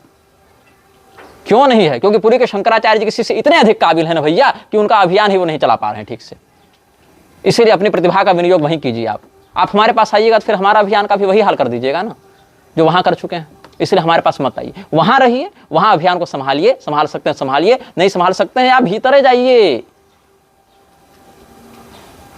अंतः प्रविशतु, जैसे चले गए थे ना नीचे रसातल, वैसे आप सब चले जाइए, कोई दिक्कत नहीं है हमको। हजारों लोग आए, हजारों लोग मरे, धर्म नहीं चला, धर्म एको ही निश्चला, धर्म विचलित नहीं होता है। समय समय पर आचार्य गण आते हैं, अपना काम करते हैं, जाते हैं। जितना शंकराचार्य के प्रारब्ध में होगा होना, उनके माध्यम से उतना अभियान होगा। जितना हमारे माध्यम से होना होगा, मेरी किस्मत में जितना यश होगा उतना हमारे माध्यम से हो जाएगा, और जितना गिलहरी के माध्यम से राम सेतु में योगदान होना था उतना उसके हाथ से हो जाएगा। तुम्हारे उठापटक कर देने से कुछ नहीं होगा। हाँ, इतना अवश्य है, सत्य को सत्य कहना सीखो और सत्य को असत्य कहना सीखो। जब वर्तमान शंकराचार्य नहीं बने थे तब भी तात्कालिक शंकराचार्य के गलत का विरोध किया था। आज हम वही काम कर रहे हैं। वो उस समय भी गलत नहीं थे पुरी के शंकराचार्य, आज हम भी गलत नहीं हैं अपने पक्ष में। बात सिद्धांत की होती है, बात निष्ठा की होती है। विष्ठा पर परफ्यूम छिड़कने से विष्ठा पवित्र नहीं हो जाती, सुगंधित नहीं हो जाती, और किसी व्यक्ति को अवतारी कह देने से न वो अवतारी हो जाता, न किसी व्यक्ति को स्वयंभू कह देने से वो स्वयंभू हो जाता है। बालकों, इसीलिए हमको तुम्हारी आवश्यकता नहीं है। हम तुम्हारा नेतृत्व नहीं कर सकते क्योंकि तुम अभी इस लायक नहीं हुए हो कि तुम हमारा नेतृत्व सहन कर सको। तुम जिस लायक हो वहां तुम पहले से हो, इसलिए तुम वहीं रहो, वही अभियान चलाओ और जो तुमको वहां करना है करो। रही बात हमारी, तो जिस समय तुम हमको गाली देते थे उस समय भी हम सही बात का समर्थन करते हुए शंकराचार्य के पक्ष में खड़े रहते थे, और उस समय भी हम गलत बात का विरोध करते हुए शंकराचार्य को आपत्ति पत्र तक जारी करते थे। आज भी हम कर रहे हैं, आगे भी करेंगे, चाहे तुम हमारे पक्ष में रहो या मत रहो। हमको तुम्हारे पक्ष की आवश्यकता नहीं है। जिस दिन हमको लगेगी कि हमको तुम्हारी आवश्यकता, उस दिन हम सोचेंगे। लेकिन रही बात हमारी, तो तुम अभी इस योग्य नहीं हुए हो कि हम तुम्हारा नेतृत्व करें। जिस दिन योग्य बनोगे उस दिन विचार करेंगे। श्रीमन नारायण। हर हर महादेव। नमस्ते चंडिका जी।